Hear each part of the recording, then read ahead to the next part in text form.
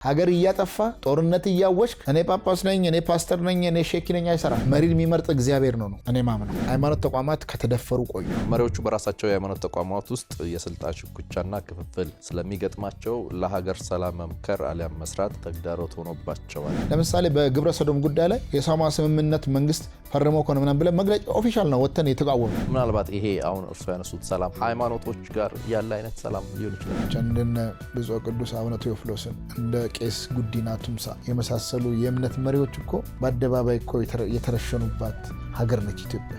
የእምነት መሪዎቿን ጭምር በአደባባይ የረሸነች ሀገር ነች። 24 ሰዓት ቲክቶክ ላይ ተሰልፎ ቁጭ ብሎ ፎሎወርስ ለማግኘት ታፕታፕ ሼር ምናምን እያለ የሚውል ትውልድ ወንጌል አማኞች ጋር ኦርቶዶክስ ጋር እና እስልምና አካባቢ ብሽሽቆች አሉ። እኔ ሃይማኖት ተቋም ነኝና መንግስት በሃይማኖት ሃይማኖት በመንግስት ምናምን የሚሉ ተረተረቶች ምናልባት በህገ መንግስት ተቀምጠዋል ቢባሉም ቅሉ ሀገራዊ ሰላምና ሀገራዊ ህልውና ቀይ መስመር የሚያልፍ ከሆነ መንግስት ያንን የማስከበር ማንዴት አለው። ጫካ ያሉትን አሁን ብንናገር ሰላም ትፈልጋለህ ቢባል አዎ ፈልጋለሁ ነው የሚለው። አልፈልግም አይልም፣ ግን ለሰላም አይሰራማ። አፈሙዙን ሲያስቀምጥ ነው ለሰላም ሰራም ነው። የሃይማኖት ሰዎች የሃይማኖት ሰዎች ነን ወይ? አቤት ጥያቄው እዚህ ጋር። ለሁሉም የሚደረገው ነገር ለወንጌላውያንም ይደረጋል። ለሁሉም የማይደረገው ነገር ከሆነ ደግሞ ለወንጌላውያንም አይደረግም። መሪዎቻችን ሲሳሳቱ ተሳስታችኋል የሚል ድፍረት ወኔ ሊኖረን ይገባል ነበር። በዛ ልክ አይደለንም እኛ ያለነው። ሀገር ፈረሰ ማለት እኮ ቤተ እምነቶች የሉም ማለት ነው፣ ተቋማት የሉም ማለት ነው።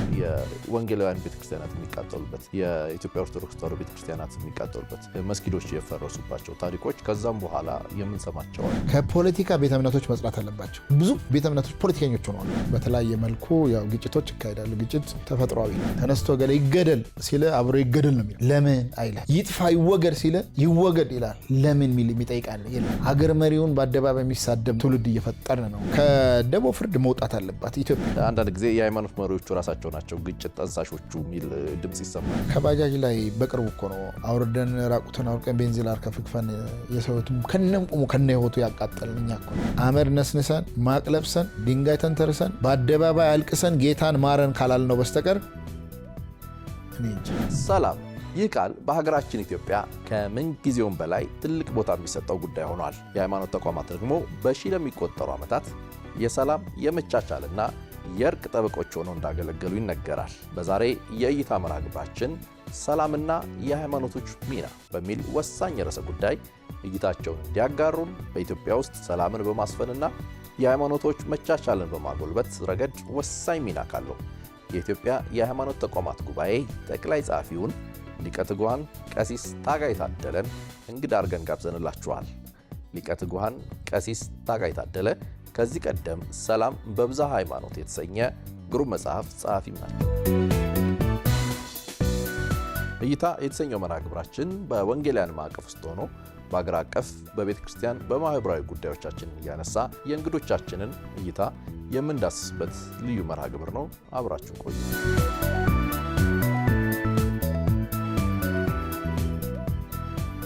ቀሲስ እጅግ አድርጌ አመሰግናለሁ። አስቀድሜ እንግዳይ ለመሆን መልካም ፈቃዶት ስለሆነ በመቀጠል ደግሞ ይህንን የተዋበውን ቢሮውን ለቀረጻ እንድንጠቀም ስለፈቀዱልኝ እጅግ አድርጌ አመሰግናለሁ። እኔም አመሰግናለሁ።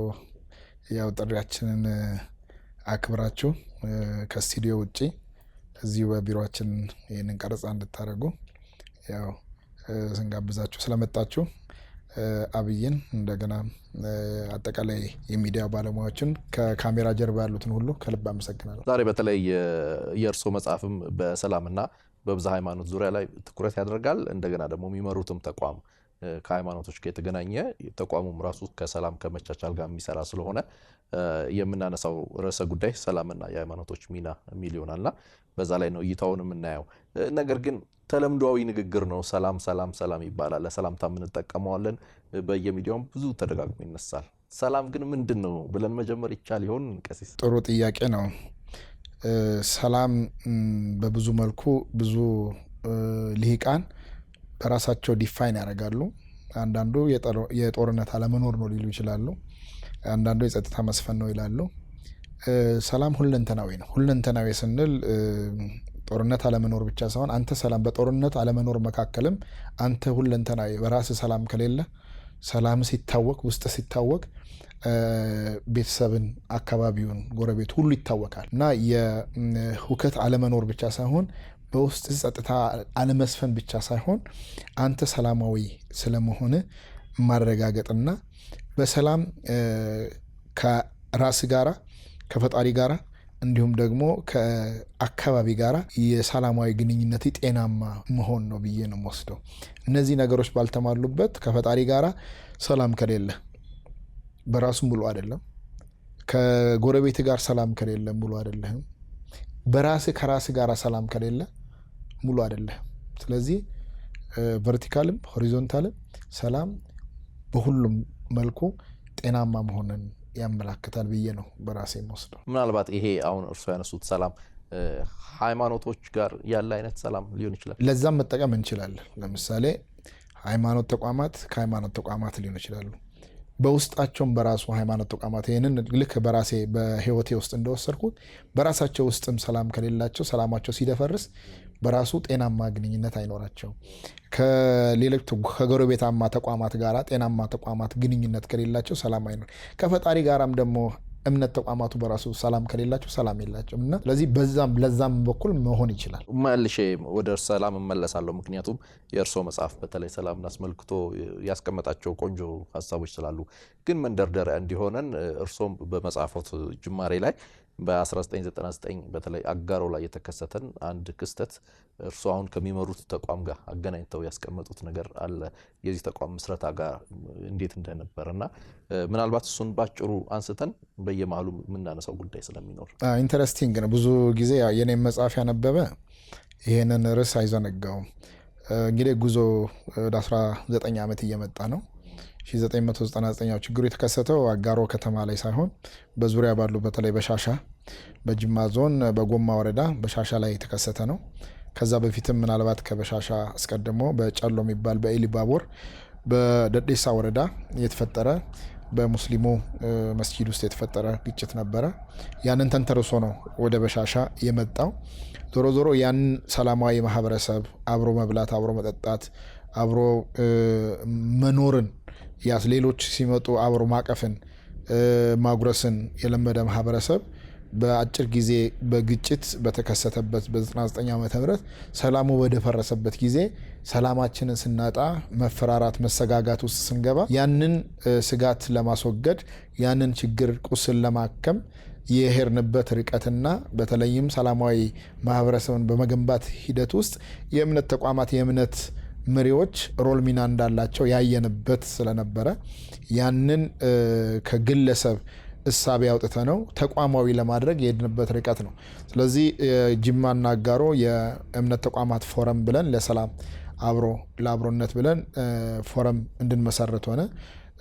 ዛሬ በጣም እጅግ የምናመሰግናቸው በትልቅ የመንግስት የስራ ኃላፊነት ላይ ያሉ ክቡር የኢፌዴሪ ጠቅላይ ሚኒስትር እሳቸውም ሀሳብ ታክሎበት እኛን በደንብ ሊድ እንዲያደርጉን በወቅቱ እሳቸውም የበሻሻ ተወላጅ ናቸውና አጋሮ ዙሪያ ላይ የተፈጠረውን ችግር ለማከም እኛን ሮል ሞዴል እንድንሆን ወጥተው የተለያዩ የዓለም ሀገራትን አይተዋሉና የዩናይትድ አረብ ኤሚሬትን ተሞክሮ የሌሎች ሀገሮችን ተሞክሮ በማየት እስራኤል አካባቢ ያለውን የተለያዩ ሃይማኖቶች ያው መካከለኛ ምስራቅ ነው የሁሉም የክርስትና የእስልምና መነሻውና በዚህ መንገድ እንድንሄድ ትልቅ ምክር ሰጥተውናል እሳቸው።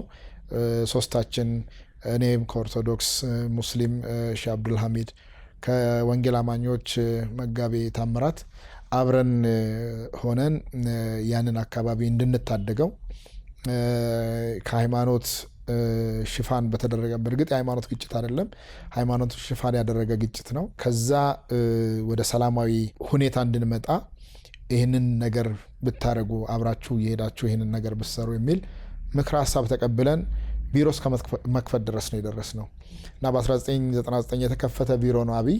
ዛሬ አድጎ በ2003 እንደ ሀገር ይህ ተቋም እንዲመሰረት ከ4 ዓመት ቆይታ በኋላ በፌዴራል ደረጃ ተሞክሮውን ከጅማ አምጥቶ በመውሰድ በመቀመር ችግሮችም እየተስፋፉ ስለሄዱ 2003ም በተመሳሳይ በጅማ በተለያዩ ወረዳዎች ጎማና አጋሮ ባይደረግም ችግሮቹ ባይከሰቱም በተለያዩ ወረዳዎች እነ አሰንዳቦ፣ ጢሮ አፈታ የሚባሉ ወረዳዎች ወደ 63 የፕሮቴስታንት ወይንም የወንጌል አማኞች ቸርች ተቃጥሎ ነበር በወቅቱ 2003 ዓ.ም እና ያንን የጎማና የአጋሮን ተሞክሮ ወደ ጅማ እንድናሰፋው በዞን ሌቭል እንድናሳድገው አደረገን።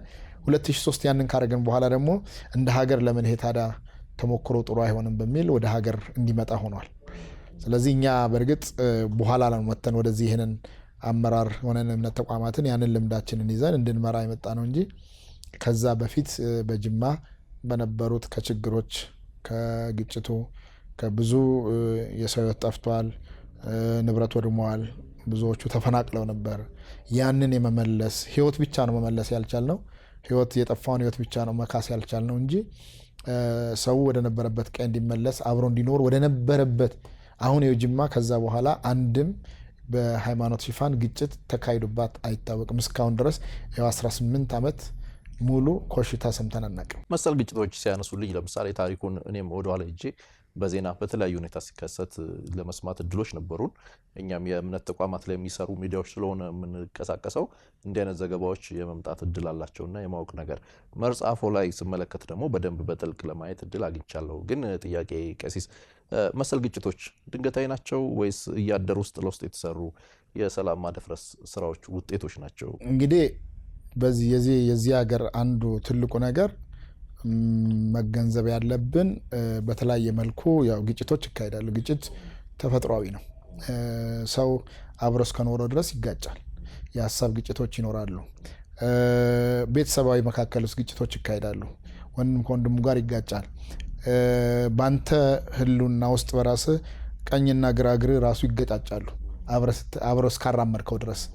ይሄ ተፈጥሯዊ ነው። ግጭቶች ግን ግጭቶችን ማኔጅ የምናደርግባቸው መንገድ በራሱ ግን ለይቶ በደንብ አድርጎ አጥንቶ ይህንን ነገር ከቁጥጥር ውጭ እንዳይሰፋ የማድረጉ ስራ ለባለቤቱ ምንተው ነው። ከዚህ አንጻር አንዳንዱ ሆን ተብሎ ታስቦ የሚደረግባቸው የግጭት ስልቶች አሉ። ሰላም እንዳይሆን አንዳንድ በፖለቲካ የከሰሩ ኃይሎች፣ በምርጫ መወዳደር ያልቻሉ የተሸነፉ ኃይሎች ግጭትን ሁል ጊዜ እንደ ጥሩ አጋጣሚ በመፍጠር በግጭት ላይ ወደ ስልጣን መምጣት የሚፈልጉ በሰው ደም ላይ ከብረው ሪሶርስ የማግኘት ፍላጎቶቻቸውን የሚያራምዱ የሚያሳኩ አካላት አሉ። ስለዚህ ግጭቶችን ፐርፐዝሊ እነሱ በሚፈልጉበት ዲዛይን ያደርጋሉ። ምናልባት ድንገት ተከሰተ የምንለው ለማያውቀው አካል ነው። ግጭቱን ጠማቂው ግን ፐርፐዝሊ ዲዛይን አድርጎ አቅዶበት አልሞበት የሚያሰማራበት ሂደት ነው። ግጭት ክስተት ነው፣ ይከሰታል። እንዳልኩት መቼም ይሁን ምንም ይሁን ዲዛይን ተደርጎ ሊከሰት ይችላል። በአንጻሩ ደግሞ ሰላምን ለመገንባት ግን ሂደቶች ናቸው። አሁን እንዳልኩት ጅማ ላይ ከግጭቱ በኋላ አፍተር ኮንፍሊክት ያለው ኢንቫይሮንመንት ሄደ በምትመለከት ብዙ አድካሚ ጉዞዎችን ተጉዘን ነው። ክብሪት ቤትን ለማቃጠል አንዲት ክብሪት ዘለላ ብቻ መሳብ ነው የሚያስፈልገው። ቤትን ለመገንባት የምትወስደው ሂደት ግን አብይ ቀላል አይደለም። ምናልባትም አመታት ሊወስዱ ይችላሉ። ግጭትም በተመሳሳይ በዚህ አንጻራዊነት ነው የምትመለከተው። ግጭት ለማድረግ የሆነ ነገር ይሄን ቤት ለማቃጠል ወይንም ይሄንን ቤት ለመበጥበጥ ክፉ ቃል ብቻ በቂ ነው። አንተን አናደው ወደ ግጭት ለመውሰድ ክፉ ቃላትን ማለት መልካም ቃላት እያሉ ክፉ ቃላትን ለመሰንዘር እና አንተን ስሜት ውስጥ ከቶ ወደ አልተፈለገ ነገር ማምጣት ቀላል ነው። አንተን ግን ገንብቶ ፖዚቲቭ አድርጎ ወደ ሰላማዊ እንቅስቃሴ ለማምጣት ግን በደንብ ብዙ ውይይቶች ይፈልጋሉ። ለዛም ነው ሁለቱ በአንጻራዊነት ስታያቸው ክስተታዊ ነው ስንልም ግን ከጀርባው ብዙ ዲዛይን የተደረጉ ጉዳዮች አሉ እና አንዳንዱ ፖለቲካዎች ናቸው። አንደኛው ብሔርን፣ ማንነትን ሽፋን ያደረጉ፣ ሁለተኛው ሃይማኖትን ወይም እምነትን መሰረት ሳያደርጉ እምነትን ሽፋን ያደረጉ። ብዙ ጊዜ እኛ ተቋም አይተው ከሆነ ወይም ሰምተው ከሆነ ይሄ ሃይማኖታዊ መሰረት የለውም እያለ ነው መግለጫ የምናወጣው። ለምንድነው ሃይማኖታዊ መሰረት የለውም የምንለው? በሁለቱም አስተምሮ ማለት መጽሐፍ ቅዱስና በቁርአን ነው። በሁለቱም ላይ መነሻ አድርጎ አይደለም ሰዎች ወደ ግጭት ወደ መግደል መገዳደል የሚሄዱት፣ ስሜታቸውን ነው እዛ ላይ ሪፍሌክት የሚያደርጉት። ስለዚህ መነሻቸው መጽሐፍ ቅዱስ መቼስ እንደምናምነው ሁላችንም፣ እኔም የመጽሐፍ ቅዱስ አማኝ ነኝ። ሮል ሞዴላችን ሁሉ ጊዜ መድኃኒታችን ኢየሱስ ክርስቶስ ነው። ቢቻላችሁ ከሰዎች ጋር ሁሉ በፍቅር በሰላም እንድንኖር ነው። በሰላም ኑሩ። ስለዚህ ከሁሉም ጋር ማለት ሁሉን አቀፍ በሰላም ለመኖር ከሁሉም ጋር የሚቻለን እንድናደርግ ነው የሚያዘን። ለእኔ ያ ነው ሞዴሌ።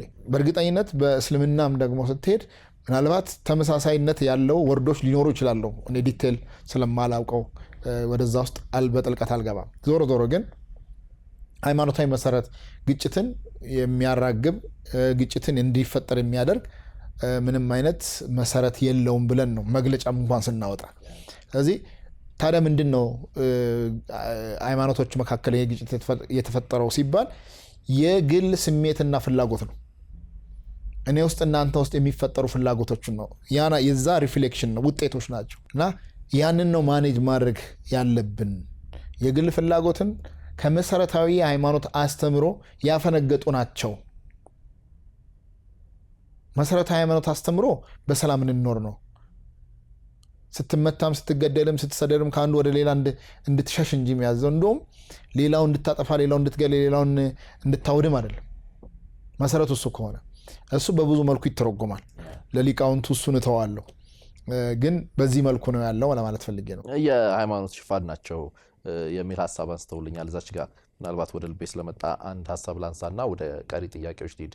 ከዛ በኋላ ተከታታይ በሌሎችም አካባቢዎች የሚመስሉ ጉዳዮች ተከስተው ያውቃሉ ብዬ አስባለሁ። ለምሳሌ የወንጌላውያን ቤተክርስቲያናት የሚቃጠሉበት፣ የኢትዮጵያ ኦርቶዶክስ ተዋሕዶ ቤተክርስቲያናት የሚቃጠሉበት፣ መስጊዶች የፈረሱባቸው ታሪኮች ከዛም በኋላ የምንሰማቸው አሉና እነዛንም የሃይማኖት ሽፋን ናቸው ብለን መውሰድ እንችላለን። ሃይማኖት ሽፋን ስንል አብይ ምናልባት ለኤክሌሲያ ሚዲያም ተከታታዮች ግልጽ ለማድረግ የሰዎች ፍላጎትን ከሃይማኖታዊ መሰረታዊ አስተምሮ መለያየት አለብን። መስጊዶች ይቃጠላሉ፣ ቤተክርስቲያኖች ይቃጠላሉ፣ ቸርቾች ይቃጠላሉ። አዎ መሬት ላይ ያለው ነው። ይሄ ምንድን ነው ያመጣው? ስለ ሃይማኖቱ አዞ አይደለም። መስጊድ አቃጥል የሚል ቸርች አቃጥል የሚል ቤተክርስቲያን ገዳማትን አውድም የሚል የለም። የሚያደርጉት ምንድን ነው? ሊበሻሸቁ ይችላሉ፣ ሊጣሉ ይችላሉ፣ ሊጋጩ ይችላሉ። የተለያዩ ሃይማኖት ተከታዮች መካከል ግጭት ሊፈጠር ይችላል። ያንን ማኔጅ የሚያደርጉበትን መንገድ ስላልተከተሉ ወደ ግል ፍላጎቶቻቸው ወደ የስሜቶቻቸው ያመዝንና ያንን ነገር ተቋማትን ወደ ማውደም የእምነት ተቋማቶችን ወደ ማፍረስ የሚካሄድበት መንገድ ነው መገለጫዎቹ። ስለዚህ የግል ፍላጎትና ስሜት ነው ያንን ያመጣው የሚል ነው የኛም እንደ መጽሐፌ ላይ የሚያስቀመጥኩት። ከሱ ተነስተን ነው። ይሄ ደግሞ መነሻችን በብዙ ጥናቶች የተነሳንበት ነው። ከአካባቢያችን ነባራዊ ሁኔታ ተነስተን ነው። ክቡር ጠቅላይ ሚኒስትሩም በፒኤችዲ በሰሩት ቴሲስ ላይ በግልጽ እንዳስቀምጠውታል። ኮት አድርጌዋለሁ። ስለዚህ በተለይ ሃይማኖተኛ ህዝብ በብዛት ባሉባቸው አካባቢዎች የተለያዩ ዳይቨርሲቲ እነዚህ የተለያዩ ሃይማኖቶች ባሉባቸው አካባቢ ዳይቨርሲቲን ማኔጅ የምናደርግባቸው የምንቀበልባቸው መንገድ ይለያያሉ። የኔ ያንተ ሜንታሊቲ ነው። ሃይማኖቶች ሌሎች ጋር እንዴት ነው የምንኖረው? ስትኖርበትስ እንዴት ነው አብረ የምታስኬደው የራስን ሃይማኖት ከሌላ ሃይማኖት ጋር? ገብተዋል አይደል? እና በዛ ልክ ስለሆነ እኔ እስከ ገባኝ ድረስ ቤተክርስቲያንን አውድም፣ ቸርችን አቃጥል፣ መስጊድን አጥፋ የሚል አስተምሮ በየትኛውም አላነበኩም። ካለ ያሳዩኝና ሃይማኖታዊ መሰረት አለ ልበል። እስካሁን ስላላየው ግን ሃይማኖታዊ መሰረት የለውም እያልን ነው የምንሞግተው። ስለዚህ የግለሰቦቹ ወንጀለኞቹ ወንጀል ሲሰራ ሰው ቤተክርስቲያን የሚያቃጥልም ቸርች የሚያነድም መስጊድ የሚያቃጥልም ዘሴም ያ የግል ፍላጎቱ ነው ብለን ነው የምንወስደው። በተለይ ስለ ሃይማኖቶቹ የሰላም ጉዳይ እርስዎ መጽሐፎት ላይ የሁሉንም የክርስትናንም የእስልምናንም እንዲሁም ሻገር ብለውም የቦዲዝምና ሌሎች እምነቶችንም እንኳን ስለ ሰላም ያላቸውን አስተሳሰብ ቆንጆ አድርጎ አስቀምጠውታል። ድንገት ግን ካነሱት አይቀር ወይ በትንሹ እንንከው ብዬ አስቤ ነው። ብዝሃነት ግን ተግዳሮት ነው ወይ? ስለ ዳይቨርሲቲ ስላነሱ ቀሲስ። ጸጋ ነው። ጸጋ ሆኖ ነው ስንቀበል። ብዝህነት መቼስ የመጀመሪያ ብዝህነትን እኮ ራሱ እግዚአብሔር አምላክ ነው በኤደን ገነት ወንድና ሴት ብዝነት ነው። የጾታ ብዝነትን ነው ዛም እናስተናግደው። የብሔር ብዝነት በዛው ወቅት ባይኖርም የሃይማኖት ብዝነት እዛው ወቅት ባይኖርም ያው ሐሳቤ ነው። ዞሮ ዞሮ ግን ምንድነው ከጾታ ብዝነት እንነሳለን። ከዛ በኋላ ደግሞ ያው ዳይቨርሲቲው እያለሰለ ልዩነቶቻቸውን እያሳዩ ይሄዳሉ። እሷም ሴትነቷን አክብራ እሱም ወንድነቱን አክብረው ግን አብረው እንዴት መኖር እንደሚችሉ አንዱ ለአንዱ ጠቃሚ መሆናቸውን ሴት ያለ ወንድ ወንድ ያለ ሴት መኖር የማይችሉባቸውን እኮ እዛ ላይ የሰው ልጅ ብቻውን ይኖር ዘንድ መልካም አይደለም፣ ረዳት እንፍጠርለት፣ ሴት እናምጣለት ያለው እኮ እግዚአብሔር ከዛ አንፃር ብዝነት ያስፈልጋል፣ የተለየ ነገር ያስፈልጋል። ስለዚህ ያ ክፍተቱን ለመሙላት ነው። ስለዚህ ያ ዳይቨርሲቲ እንዴት ነው ሰው ማኔጅ እያደረገ ያለው የሚለውን ነው በደንብ ማየት ያለብን እንጂ ለእኔ ጸጋ ነው ከተጠቀምንበት፣ በረከት ነው ከተጠቀምንበት። ነገር ግን ያንን እንደ ጎራ መከፋፈል አድርገ ልዩነት ፈጥረ እኛና እነሱ የምትባባለበት ሰው እኛነትን የምታጎለብትበት። እኔ ፕሮቴስታንት ወንድሞቼ ናቸው፣ በፋሚሊ ውስጥ ይኖራሉ፣ አንድ ደም ነን። በአንድ ቤተሰብ ውስጥ የተለያየ አይነት አመለካከት ሊኖር ይችላል። ይህንን ማኔጅ ማድረግ ነው፣ ተፈጥሯዊ ጸጋ ነው። በቃ ሰው የፈለገውን አመለካከት እሳቤ መከተል ሳታስገድደው እኔን ይምሰል። በአንድ ቤተሰብ ውስጥ ጠይም ሊኖር ይችላል፣ አጭር ሊኖር ይችላል፣ ረዥም ሊኖር ይችላል፣ ቀይ ሊኖር ይችላል። ለምን እኔን አልመሰልክም ልትሉ አትችልም። የእናት ወድ ዥንጉርጉር እንላለን ብዙ ጊዜ። የምንድን ዳይቨርሲቲ ማለት ነው። ዥንጉርጉር የተለያየ ነው። አንዷን ዛሬ ጥቁር አድርጋ ልትወልድ ትችላለች፣ ነገ ያኛው ቀይ ሆኖ ሊመጣ ይችላል። አንደኛው አፍንጫ ጎራዳ ሊሆን ይችላል፣ አንደኛው ሰልካካ ሊሆን ይችላል። ያ ልዩነትም ስላለ አንዳንድ ጊዜ ምናልባት በዘመኑ እስከ ዲኤንኤን ድረስ የሚሄዱ አሉ፣ የኔ ላይሆን ይችላል ምናምን ብሎ ማለት ነው። እና ዞሮ ዞሮ ግን ምንድን ነው እኛ እንደ ጸጋ እንወሰደውና ልዩነት ጸጋ ነው፣ ልዩነት በረከት ነው። ያንን ማኔጅ የምናደርግበት ያንን የምናስተዳድርበት መንገድ ተቀብለ የምንቀበልበት እንደው መቀበል እንወሰደው የምናስተዳድርበት እንትን የምንቀበልበትን ካልተቀበልከው ነው ምትለው ከሆነ ከኔ ውጪ ምትለው ከዛ ጎራ ተከፍላለ ማለት ነው።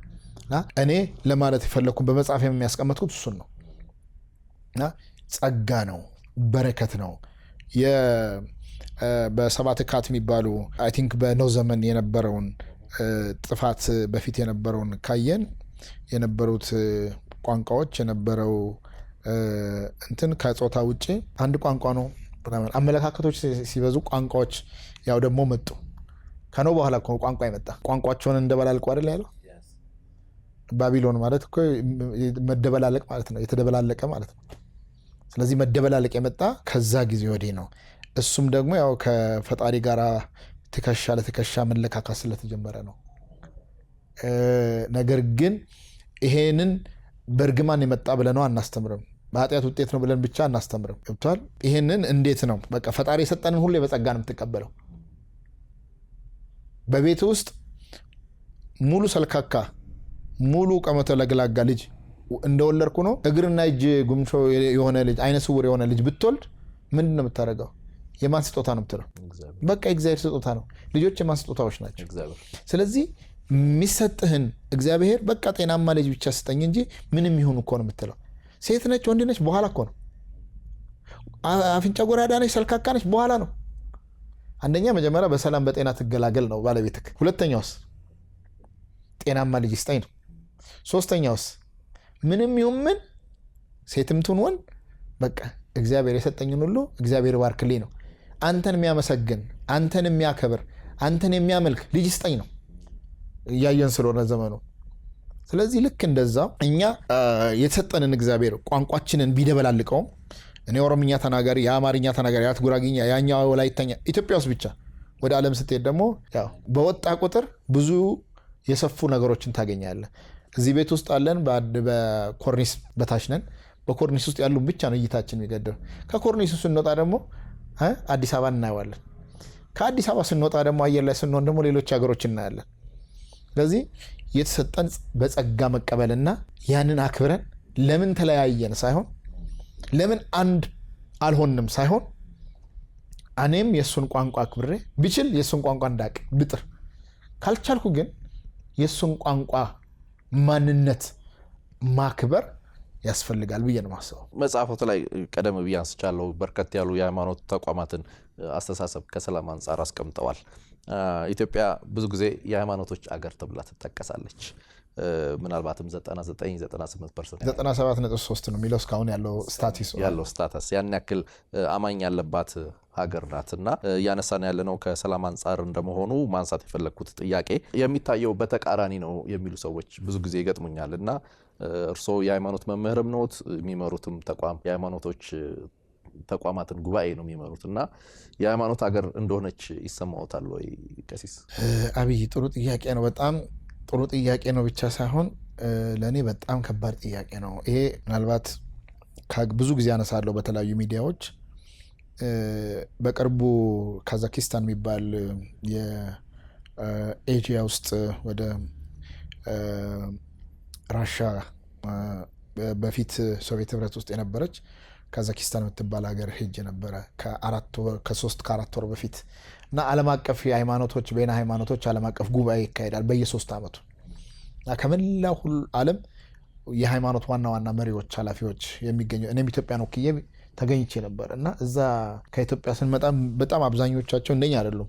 ልክ እንዳንተ አንድ ጋዜጠኛ ከኢትዮጵያ ነው የመጣሁት ምን አገኘኝና እንደ ቲብሬክ ላይ ከኢትዮጵያ ነው የመጣሁት በጣም ደስ አለው። ከቻልክ ከነገ እንዲ ከሰዓት አካባቢ ኢንተርቪው ላደርግ እፈልጋለሁ አለኝ። ከዛ ጥያቄ መጀመሪያ ምን አለ ማታ ልላክልህ አለኝና ስልኬን ወሰደ። አድሬሱ ነው ዋትስአፕ ነምበሬን ከወሰደ በኋላ በምን ያህል ሰዓት ውስጥ በምን ያህል ፍጥነት ውስጥ ጎግል አድርገው ምናምን ኢትዮጵያ ምን ያህል ሃይማኖት ሀገር እንደሆነች ከዛ ደግሞ እንደገና ደግሞ ምን ያህል እንደደረሰባት በሃይማኖት ሀገር ውስጥ ሆና ደግሞ ምን ያህል መገዳድ ምን ያህል ጦርነት እንዳለ ሁሉ ዘርግፎ ጥያቄዎችን አውጥቶ ላክልኝ። ከባድ ጥያቄ ነው ለእኔ እና ሊመጣ የፈለገው ምን አይነት ጥያቄ ሊያመጣ እንዳሰበ ገባኝ እና ተዘኔ ክስትዴ ሳገኘው ከመጠየቁ በፊት ጥያቄውን በደንብ አይተውታል አለኝ። አይቼዋለሁ ግን ትንሽ ጠጠር ያለ ጥያቄ ነው። አይ ኖርማሊ ያለውን ፋክት ብቻ ነው የምታስቀምጡልኝ አለ። ለምን ይሄንን ጥያቄ በብዙ በኢንተር ሪሊጂየስ ዳያሎግ ላይ ተደጋጋሚ ተነስቶ ነበር። ሃይማኖት ያላቸው ሀገርና ሃይማኖት የሌላቸው ሀገሮች ማለት በፐርሰንቴጅ የተቀመጡ ለምሳሌ ኢትዮጵያ 97.3% ስታቲክሱ ያሳያል። እዛ ላይ ጎግል ሲያደርገው ራሱ አምጥቶለታል። ምን ያህል ኦርቶዶክስ ምን ያህል ሃይማኖት ተከታይ እንዳለው፣ እስልምና ምን ያህል፣ ወንጌል አማኙ ምን ያህል እንደሆነ በስታተስ ቁጭ አድርጎ ጎግል ሲያደርግ ዘመኑ የኤአይ ነው እና ሌሎች ዩሮፕን ጨምሮ ሌሎች አካባቢ ደግሞ 45-50 ማይመሉ የእምነት ስታተስ ያላቸው በዚህ አይነት አዙሪት ውስጥ የሉም። የሃይማኖት ተቋማት ሀገር ሆናችሁ እንዴት ምን ያህል ደግሞ ያውም ሃይማኖትን ሽፋን ያሉ ግጭቶች ናቸው ያሉት። ሃይማኖት ነክ ግጭቶች ናቸው የሚታዩት። ሃይማኖታዊ ብሽሽቆች ናቸው የሚታዩት እና እርሶ የሚመሩት ተቋም እንዴት ነው? ምንድን ነው በዚህ ላይ ያለው አቋም? አሁን አንተ የጠየቀኝ ጥያቄ ማለት ነው። አንተ እኔ ቦታ ወጥተህ ምን ልትመልስ እንደምትችል እጠረጥራለሁ። ለእኔ አንገት ያስደፋል። የሃይማኖት ሀገር ሆነን ለምንድን ነው የምንገዳደለው? የሃይማኖት ሀገር ሆነን በትክክል ለምንድን ነው ይሄን ያህል የምንፈነቃቀለው?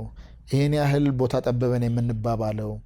ሃይማኖተኛው አልጠፋም፣ አማኙ አልጠፋም፣ ሪሶርስም አልጠፋም።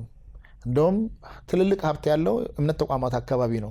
ብዙ የበለጸጉ ቢሊዮነሮች ሚሊዮነሮች ያሉት እኮ የእምነት ተቋማት አካባቢ ቤትም የሚሆን እሱ ራሱ የሚጣራ ጉዳይ ቢሆንም እና ይሄን ያህል ሪሶርስ ያለበት በእርግጥ ሪሶርስም ሊሆን ይችላል፣ ግን በአንድም በሌላም ግን ሞት ማስቀረት ለምን አልቻልንም? መፈናቀሉን ማስቀረት ለምን አልቻልንም? ጦርነት ማስቀረት ለምን አልቻልንም? የሃይማኖት ሰዎች ነን ወይ? አቤት ጥያቄው እዚህ ጋር ነው። ይሄ ለኛ ለቤት ስራ ነው፣ ለቤት ነው። ለውጭ ሰዎች ግን መመለሳቸው ምንድን ነው ስንል አዎ የሃይማኖት ሀገር ነን፣ ግን ደግሞ በዛ ልክ ግጭቶች ያሉብን ሀገር ነን። ታዳጊ ሀገር እንደመሆናችን ይሄ ነገር ጉዳዮች ሊገጥሙን ይችላሉ። እኔም ለአንተ ልል የምችለው እውቀትና ህይወት ይለያያሉ። አብዛኛው እኛ ምናልባት ህይወት የሌላቸው ግን ደግሞ አማኝ ነን የሚሉ ብዙ ሰዎች ተከታዮች አሉን፣ ሚሊየንስ ተከታዮች አሉን። በትክክል ግን ወደ ላይፍ አፕሊኬሽን ቀይረው ላይፍ የሚኖሩበት መጽሐፍ ቅዱስን ያውቃሉ፣ ግን መጽሐፍ ቅዱስ የማይኖሩበት ዶክተሩ ስለ ሲጋራ እውቀት አለው፣ ሰፊ የሆነ ግንዛቤ ያስተምራል። ሲጋራ ክፉ ነው ይጎዳቸዋል ብሎ ያስተምራል።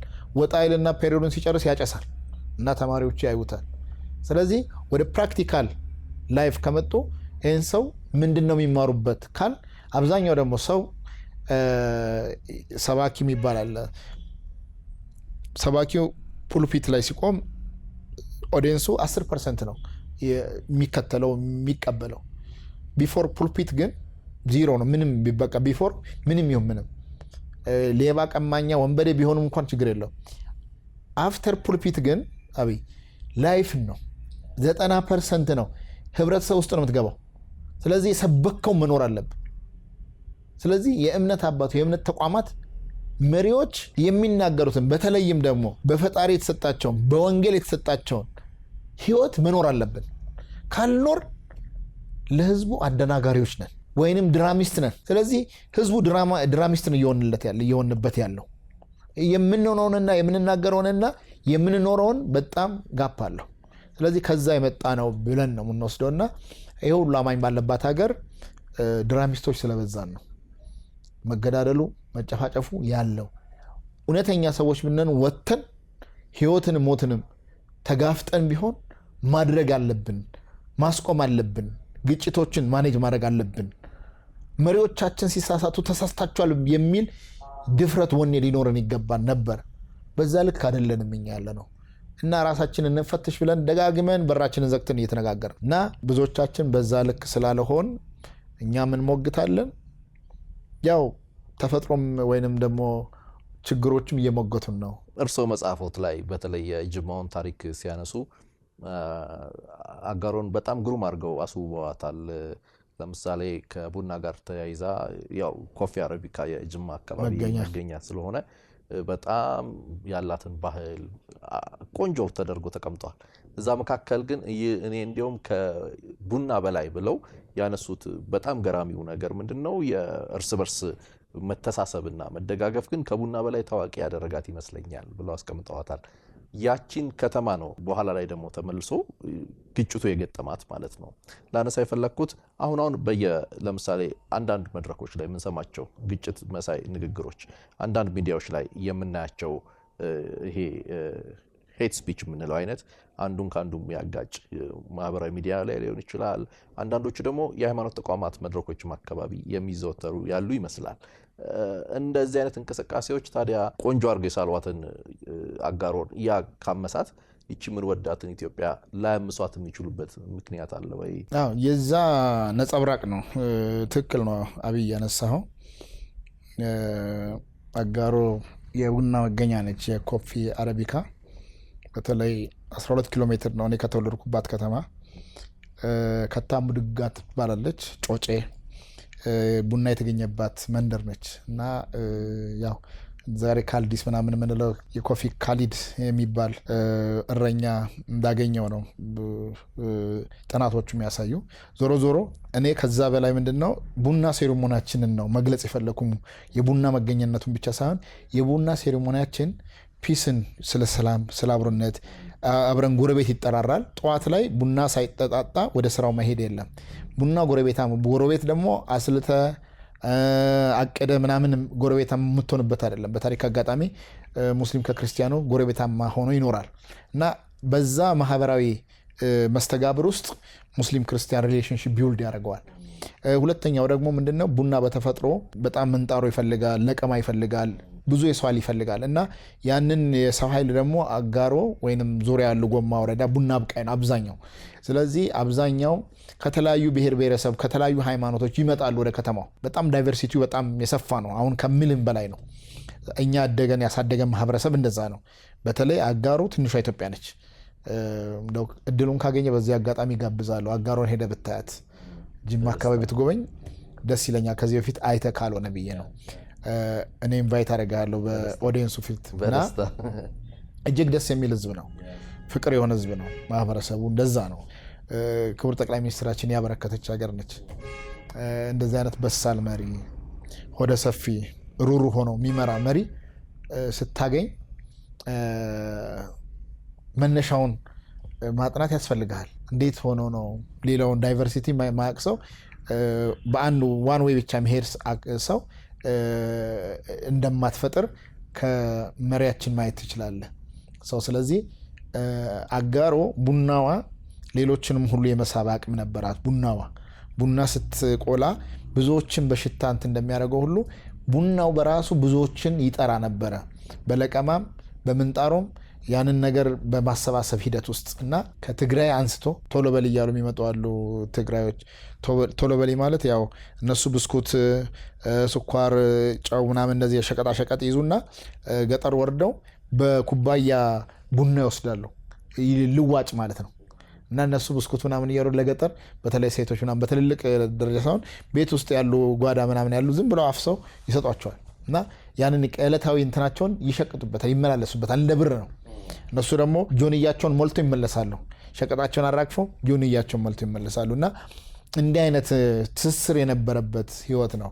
ብዙዎቹ ቤት መስርተው ትዳር መስርተው እዛ እንደዚህ የቀሩ አሉ። ስለዚህ ማህበራዊ ትስስሩ የደም መጋመድ ሁሉ እስከ መፍጠር ደርሷል ማለት ነው። ስለዚህ የቡናው ኮፊ ይሄንን አብሮነትን የፈጠረ ከመሆኑ አንጻር እኔ ከቡናው መገኛነት በላይ አብሮነቱን እንዴት አድርገው እንደፈጠረ እንዳስተሳሰረው ደቡብ ውስጥ ከፋው፣ ዳውሮው፣ የሙ ሙሉ እዛ ነው ያለው። በተለይ 4 ወር ሙሉ አሁን ብትሄድ እዛ ጋር ሙሉ ጫካ ውስጥ የምታገኘው ከሌላ ብሔረሰብ የመጣ ነው። ጓሮው ላይ አምኖት ሙሉ ማሳውን ሰጥቶ ሲለቅምለት የሚውለው በቃ ባለቤቱ መቆጣጠር ነው ስራው የሚሆነው። አብሮ ማሰራት ነው፣ ማስተባበር ነው የሚሆነው። እና ያ አብሮነትና ሰላም አንዱ ሌላውን እንዲያውቅ ስትቀራረብ አንተ እንዴት ነህ፣ ማን ነህ፣ ከየት ነህ፣ እኔ እንደዚህ ነኝ፣ ከደቡብ ነው የመጣሁት፣ ሃይማኖቴ እንደዚህ ነው፣ ወይ ወንጌል አማኝ ነኝ ይላል፣ ወይ ኦርቶዶክስ ነኝ ይላል፣ ወይ ሌላ ነኝ ይላል። እና ያንን እንዲተዋወቅ ኦርቶዶክስ እንዴት ነው፣ እንዴት ነው ወንጌል አማኞች የሚለውን ልዩነቶችንም እንዲያውቅ እድል ይሰጣቸዋል። ስለዚህ አብሮነት ጅማ አካባቢ ያለው አብሮነት በደንብ የተዋወቁ፣ በደንብ የተጋመዱ፣ በደንብ የተጠናኑ ናቸው የምንለው ከዛ አንጻር ነው።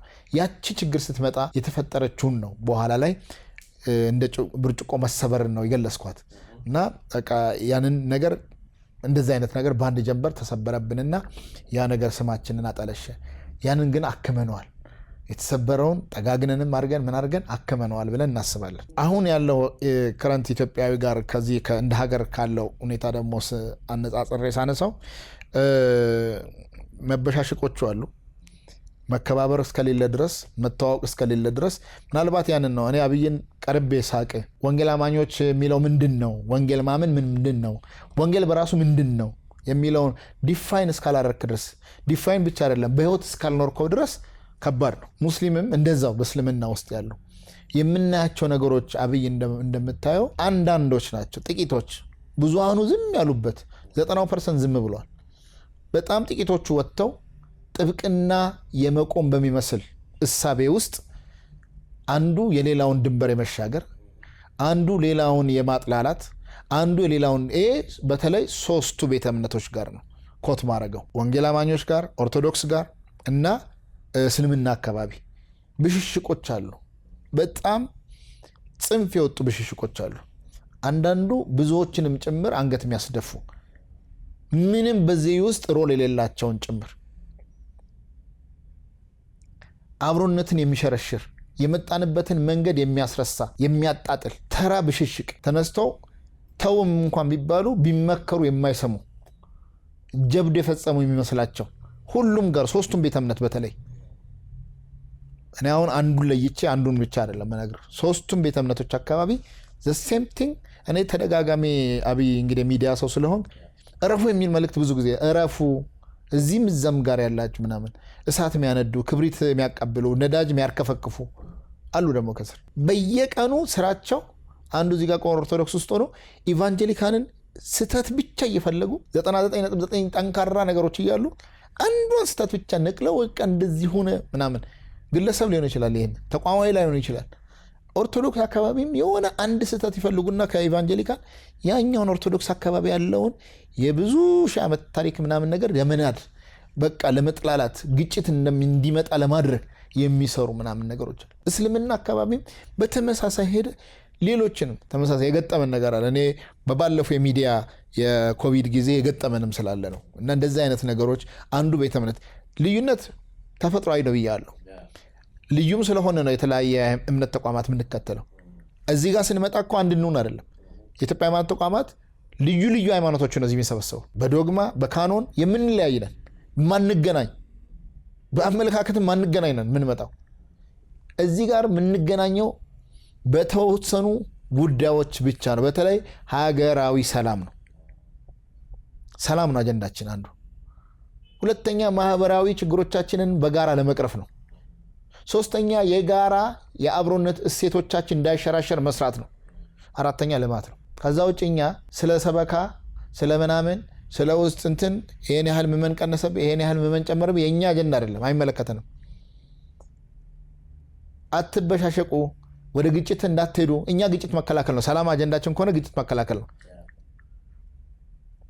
ልዩነቶቻችሁን አክብራችሁ አንዱ አንዱን እየተከባበራችሁ በአብሮነት እንሻገር ሀገር እናሻገር ያለዛ መንግስት መቸስ የሀገር ሰላም ደህንነት ማስጠበቅ ማንዴት አለው በቅርቡ ሰምተ ከሆነ እነ ሩዋንዳ ካጋሜ በብዙ ሺህ የሚቆጠር ቤተ እምነቶችን እንደ አገዱ ሰምታል መስመር ምትስት ከሆነ መንግስት ዝም ብሎ አይ ምንም መንግስት ነው ያው ግልጽ ለማድረግ ማለት ነው ስለዚህ የትኛውንም እንትን ከመስመር ሲወጣ መስመር ማስያዝ ይኖርበታል እኔ ሃይማኖት ተቋም ነኝና መንግስት በሃይማኖት በመንግስት ምናምን የሚሉ ተረተረቶች ምናልባት በህገ መንግስት ተቀምጠዋል ቢባሉም ቅሉ ሀገራዊ ሰላምና ሀገራዊ ህልውና ቀይ መስመር የሚያልፍ ከሆነ መንግስት ያንን የማስከበር ማንዴት አለው ማለት ነው ለምን ሀገር ሲኖር ነው እምነትን ማራመድ የምትችለው ሀገር እያጠፋ ጦርነት እያወሽክ ሃይማኖት በመንግስት መንግስት በሃይማኖት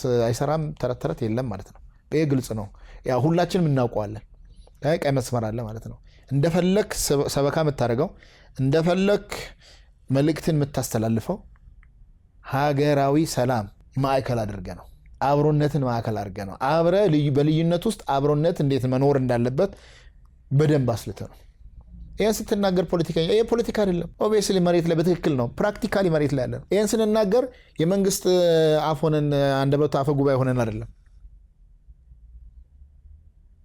ቅዳሴውም አዛኑም የቸርች ዝማሬው አምልኮም የሚከናወኑት ሀገር ሰላም ያለዛ ሱዳን ላይ ሃይማኖት ማድረግ ይችላል አሉ ቸርቾች ወይንም መስጊዶች አሉ እንዴት የፈረሰ ሀገር ላይ ታስባለ ሐራስን አድን ነው የሚሆነው አብይ ስለዚህ ሐራስን አድን ከሆነ መጀመሪያ ሀገር እንዳይፈርስ መጀመሪያ መስራት ነው ሀገር ፈረሰ ማለት እኮ ቤተ እምነቶች የሉም ማለት ነው ተቋማት የሉም ማለት ነው እኔ ጳጳስ ነኝ እኔ ፓስተር ነኝ እኔ ሼክ ነኝ አይሰራም ሀገር ሲኖር ነው መጀመሪያ ሀገራዊ ለውና መጠበቅ ማስጠበቅ ነው ሰላም ይቅደም ምንለው ለፖለቲካ ፍጆታ አይደለም ተቀዳሚ ተግባር ስለሆነ ነው ለዚህ ደግሞ ሁሉ ሰላምን የሚፈልግ ሳይሆንኛ የምንፈልገው ሰላምን እንዲኖር የሚሰራ ነው የሚፈልግማ በፍላጎት ደረጃ ሁሉም ይፈልጋል ጫካ ያሉትን አሁን ብንናገር ሰላም ትፈልጋለህ ቢባል አዎ ፈልጋለሁ ነው የሚል አልፈልግም አይልም ግን ለሰላም አይሰራማ አፈሙዙን ሲያስቀምጥ ነው ለሰላም ሰራ ምለው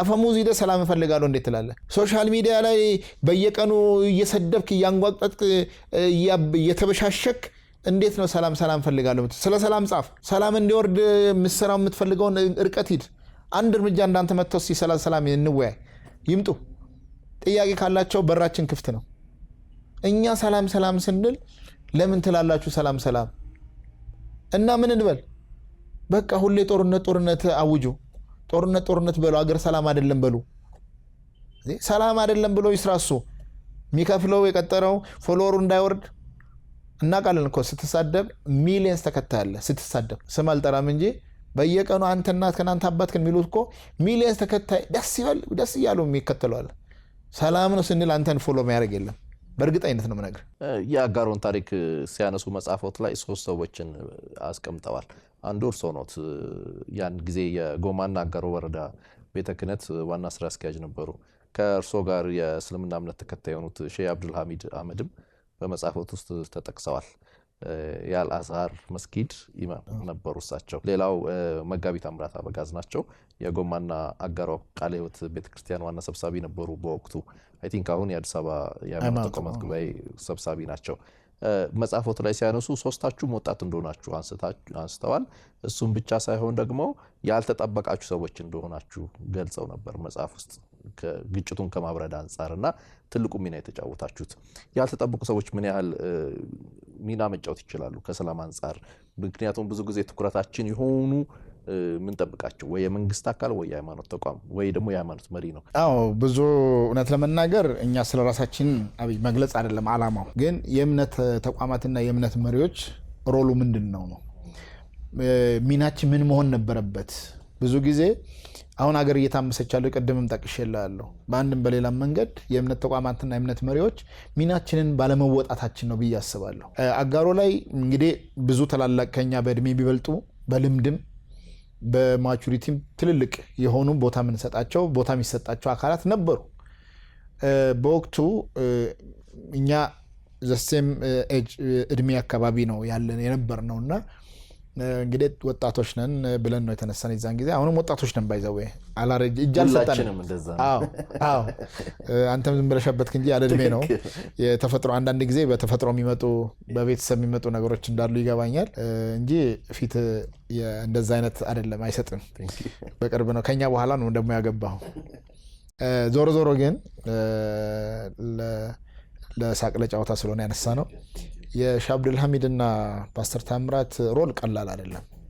በዚህ አጋጣሚ ሁሌም ነው ማለት ጓደኞቼ ወይንም አብሮ አደጎቼ ስለሆኑ ሳይሆን በወቅቱ ሰምና ወርቅ ሆነን ተስማምተን ጉዳታችንን በውስጣችን ይዘን ጉዳት እኮ አለብን ያመናል። የኛ የቅርብ ሰዎች ናቸው ካጠገባችን የጠፉት የወደመው ንብረት ያ ሁሉ ፔኑ አለ ህመሙ አለ። ግን ህመሙ ስላለ ብቻ አታጮህም። ለምን ቀጣይ ሌላ ሞት እንዳይሞት ምንድነው ሰው እኮ ቀጣዩን ነው ማያስበው። እንዴ ምን ይመጣል በቃ ይኸው ሰው ሞቷል እኮ ይልሃል። ሌላ ሰው እንዳይሞት አይሰራም። እሺ ምን ይመጣል ካልንና ሌላ ሞት እንዲቀጥል ከሆነ እኮ አሁንም ነገሩን ከማብረድና ከማርገብ ይልቅ ማቀጣጠል ነው የሚሆነው። ካቀጣጠልከው ደግሞ እንተላለቃለን እንጂ የሃይማኖት ጦርነት ግጭት ከተነሳ ደግሞ መቆም አይታወቅም። ኢትዮጵያ ውስጥ ላይቆም ይችላል። ሰው እንዴት በራሳችን ካልሆነ በስተቀር እንዴ እንደ ቀልድ ጀምሬ እንደዚህ ሆነ እንዴት ትላለህ? ክብሪት ለጫወታ ለሳቅ ምናምን ብለህ የሆነ ግድግዳ ወረቀት ስታያይዝ ቤቱን ሲያነድብህ መቆጣጠር ያቅታል። እንዴ እኔ እኮ ዝም ብዬ ለቀልድ ነበር እኮ መቆጣጠረው መስሎኝ ነበር ለካ ቤቱን አቃጠልብኝ ትላለህ። ንብረትን ታጣለህ። አቤት ሀገር እንደዛ ነው የምትነደው። እንዴ እኛ የምንቆጣጠረውን እኛ ተው ብለን ማስተው ምንችላቸውን ጉዳይ ከእጃችን ያመልጡና ከቁጥጥር ውጭ ሆኑና ሀገር ያነዳሉ፣ ሀገር ያፈርሳሉ። ከዛ ለውርደት እንዳረጋለን፣ ለስደት እንዳረጋለን። እንሰደድስ ብንል በአሁኑ ሰዓት የት ነው የምንሰደደው? በየትኛውስ ጎረቤቶች ነው እንድንጠለል የሚያደርጉን? ሌሎችንስ እኛ መጠለያ ነን። ሱዳንን ብትመጣ እያስጠለል ነው። ኤርትራውያን ሲመጡ እያስጠለልን ነው። ሶማሊያን ሲመጡ እያስጠለልን። እኛ ወዴት ነው የምንጠለለው? እሱን ነው ማሰብ ያለብን። ለመጠለል እንኳን ጎጆ የለንም። እና ለምንድን ነው ወደ ውርደት የምንሄደው? ሰው ለምንድን በዛ ያንን ሜንታሊቲን ማምጣት ያገኘ? እኛ ወጣቶች ነበርን ያን ጊዜ።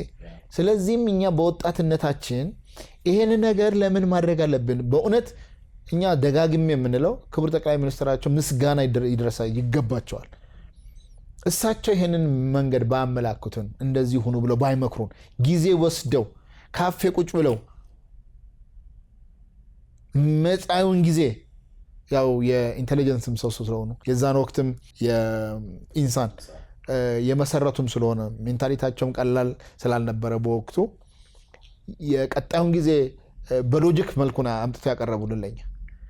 ስለዚህ የመካከለኛው ምስራቅ ለኛ ቅርብ መሆን ትኩሳቱ ምን እንደሆነ ከዚህ ውስጥ እንዴት መውጣት እንደምንችል አብሮነትና በጋራ ካልሆነ መስጠቅ መውጣት እንደማንችል ከዚያ አዙሪት ውስጥ መጠንቀቅ እንዳለብን ስለዚህ ያለን አማራጭ በሰላምና ለሰላም መስራት ብቻ እንደሆነ ደጋግመው ስለነገሩን ያን ተግባራዊ ከማድረግ አኳያ የእሳቸው ምክርም ረድቶን ቢሮም ከፍተን በአንድ ሞተር ሳይክል ጭምር ሁለቱን ከኋላ እኔ ነኝ ሞተሩን ምነዳው ምሾፍራቸው እኔ ነኝ። በአንድ ሞተር ሳይክል አንድ ወረዳ ቤተ ክህነት በብፁዕ አቡነ እስጢፋኖስ የተሰጠኝ ሞተር ሳይክል ነበረ።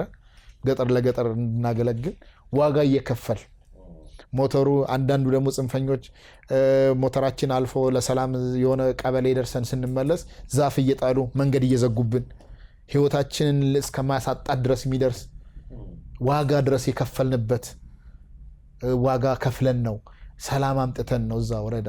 ዛሬ ተጣሉ ብትላቸው አይ እኛ ነቅተናል፣ እኛ ቀድሞ ገብቶናል የሚሉ ማህበረሰብ እንዲፈጠር ወጣት እንዲፈጠር አሁን በየመድረኩ የኛ ሶስታችን ስም በቃ ሶስቱ የሃይማኖት የሰላም አምባሳደሮቻችን እያሉ ዛሬ አጋሩ ጎማ አካባቢ ሙሉ ይነሳል ማለት ነው። እኛ ስንሄድ ያለን ክብር ለካ ሰው ከሰራ በቃ ከደከመ በወቅቱን ከታገሰ ማምጣት ይችላል። ስለዚህ ወጣቱ ትውልድ አሁን ወጣት ሆኖ ባለበት ሰዓት ላይ አመዛዝኖ ከስሜት ወጥቶ ምክንያታዊ ሆኖ ነገሮችን በምክንያት ሞግቶ ሰላም እንዲመጣ ሁሌም በሰላም ጉዳይ ላይ ስትወያይ ወደ ሰላም ማድላት አለብህ የሚል ፕሪንሲፕል ተከትሎ ነውና መስራት ያለበት። እነዚህ ሶስት ወንድሞቼ ጋራ በወቅቱ በየቤተ እምነቶቻቸው ሰላምን በማስተማር አስቀድመው አብሮነትን የሰላም ሰራዊቶችን በማደራጀት ጭምር ቢሮዎቻችን እያስተዋወቀን አብረን ሆነን አብሮ መብላት በማይቻልበት ጊዜ ካፍቴሪያ ቁጭ ብለን አብረን እየተጎራረስን እያሳየናቸው የጾም ምግብ እያዘዘን አብረን እየተጎራረስን ፍቅርን እየሰራን ከኛ እንዴ እነሱ እንዲከተፋቀሩ እኛ ምንድነው የምንጣላው እያለ እኛ ለምንድን የምንለያየው እያለ ወጣቱ አብሮ እየተቃቀፈ ከዛ የተቧደነው የተከፋፈለ ወጣት ወደ አንድ ማምጣት ይችላል። ትልቅ ውጤት ነው፣ አመርቂ ውጤት ነው ያስመዘገብነው።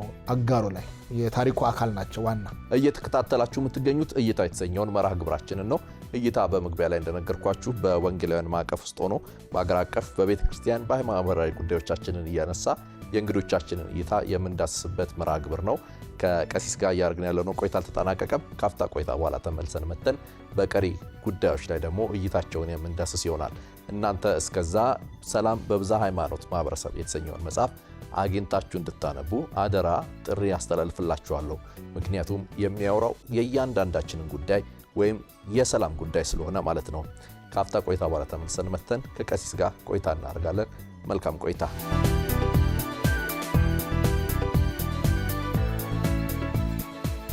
ታሪኩ መካከል እርሶ ራስዎን ሲጠቅሱ አንድ ገጽ ላይ እንዳነብ ከፈቀዱልኝ መናገር ፈልግ ነበር ይላሉ እና የራሴን ወገን መከላከል ይላሉ። ነገር ግን ሰላም ወደ ኋላ ስባ ከለከለችኝ የሚል ቃል ተጠቅመዋል። ከእውነት ጋር ያለ ፍትጊያ ያለበት ይመስላል ታሪኩ መካከል። አንድ እውነት አለ፣ ሊናገሩ ደግሞ የሚገባው ነገር የእርሶ ደግሞ ወገን ደግሞ ጉዳይ አለ እና በሁለት ነገር ውስጥ ጣልቃ እንደገቡ ተሰማኝ። ሰዎች በእንደዚህ አይነት መሰል ግጭቶች መካከል ለእውነት መቆም ያለባቸው ምን ያህል ነው? ያንን ከእርሶ ታሪክ ጋር እንደገናኝ አዳራሽ ውስጥ ገባን። የመጀመሪያ ስብሰባ ነው አስታውሳለሁ። ከኦሮሚያ ከፍተኛ አመራሮች መጥተው በዚህ ጉዳይ ላይ በተፈጠረው ችግር ሊያወያዩን ሶስታችንም ነበርን። እኔም ኡስታዝ አብዱልሐሚድም ፓስተር ታምራትም ነበርን። አብረን ነው ያለነውና ከሁሉም ወረዳዎች የተሰበሰቡ ጅማ ላይ ነው። ከጎማ አጋሮም ተሰብስበን መጣን። ችግሩ የተፈጠረው እንዳልኩት ሁለት ወረዳዎች ላይ ነው በወቅቱ የነበረውና ሁሉም በቃ ይህንን ነገር ለመናገር ይፈልጋል። ውስጥ ያለውን ስሜት ለማንጸባረቅ ይፈልጋል። ከሙስሊም ወገንም ከኦርቶዶክሱም ከወንጌል አማኞችም ዘሴም እንትን ነውና ቡድኖች የቡድን መከፋፈል አይነት ስሜት ይታይ ነበረ። ሁሉም በቃ እንዲህ ተጠቅተናል፣ እንዲህ ተገለናል። ኦርቶዶክሱም በቃ ከዚህ በኋላ ምንም አይመጣም፣ የሚቀርብን ነገር የለም፣ በቃ ከዚህ በኋላ ያበጠ ይፈንዳ፣ ደፍርሶ ይጥራ የሚል ስሜቶች አሉ። ተገለናል፣ ታርደናል፣ ቤተ እምነቶቻችን ተቃጥለዋል፣ ተዋርደናል የሚል አለ። እነዛም ደግሞ ከአጼው ስርዓት ጀምሮ ጊዜ ጀምሮ እንዲተደርገናል ሁሉ ጊዜ እንደዚህ እየተባለ እንደዚህ እየተሸማቀቅ አንኖርም የሚል ደግሞ ሌላ ወገንም አለ። ያኛውም ወገን አለ ምናምን። እዚህ ቦታ ላይ እንግዲህ ውስጥ ያለውን እኛም ተገለናል የሚል ውስጥ መቀጣሉ ፕራክቲካሊ መሬት ላይ ያለውን ነገር ለማንጸባረቅ ውስጥ ስሜት ይገባል። ከዛ በኋላ ኖ ይህንን ስሜት አንተ ብታዘ ይህንን ህዝብ ወደዚህ ነገር አታመጣ የሚል እውነት ደግሞ ውስጥ ይስበሃል። ከዛ በኋላ መሀል ላይ ትቆማለህ። ከዛ በኋላ ከእውነት ጋር ትሟገታለህ። ሁሌም እውነት ደግሞ አርነትን ስለምታወጣ ታሸንፋለህ። ከዛ በኋላ ይህን ነገር ኖ ቆም ብለን እናስብ። አሁን በመጣንበት መንገድ የቤቱ ይቃጠላል፣ አዳራሹ ይነዳል፣ መላሽም ጠያቂም አይኖርም። ግጭቱ እዛ ሳይሆን አዳራሹ ሊጠናቀቅ ነው። ስለዚህ ከዚህ ነገር እንዴት እናውጣ? አንዳንዴ መልካም ምላስ መልካም ንግግር ቁጣን ታበርዳለች አይደል? ስለዚህ ያንን ነገር መከወን ያንን ነገር መከተል እንድንችል የተጠቀምኩባት ዘዬ ነችና ከእውነት ጋር ለመቆም ከእውነት ጋር ከህሊና ጋር ለመቆም በምክንያት ለመሞገት ጥያቄዎችን በምክንያትነት ለማስረዳት ውስጥ እንድትነሳ የሚጋብዝ ወርድ ነው እና በወቅቱ ያደረኩት እሱን ነው። እኔም ጓደኞቼም ከእውነት ጋር እንቁም። ምን ልናነሳ ነው? አሁን ዝም ብለን ስለ ቃጠሎ ብቻ ስለ መሞት ብቻ ሳይሆን ስለ ቀጣይ አብሮነት እንዴት እናውራ? ወደ ፍትህ አካላት የሚጠይቁ በፍትህ እንዲዳኙ ሰላማዊ ማህበረሰብ ሰላም እንዲኖር ከዚህ በኋላ ከእናንተ ጋር አንኖርም የሚል ሐሳብ ያላቸው ጽንፍ የወጡ ነበሩ። በቃ እኛን አስፍሩን ሌላ ቦታ ከዚህ በኋላ እንለያይ ልክ ጋብቻችን ይፈታ የሚለው ከዚህ ማስታረቅን እንዴት ነው የምንለምደው? አብሮነትን እንዴት ነው? ዋጋ የከፈሉት የሞቱት ሰማዕት ሆነዋል።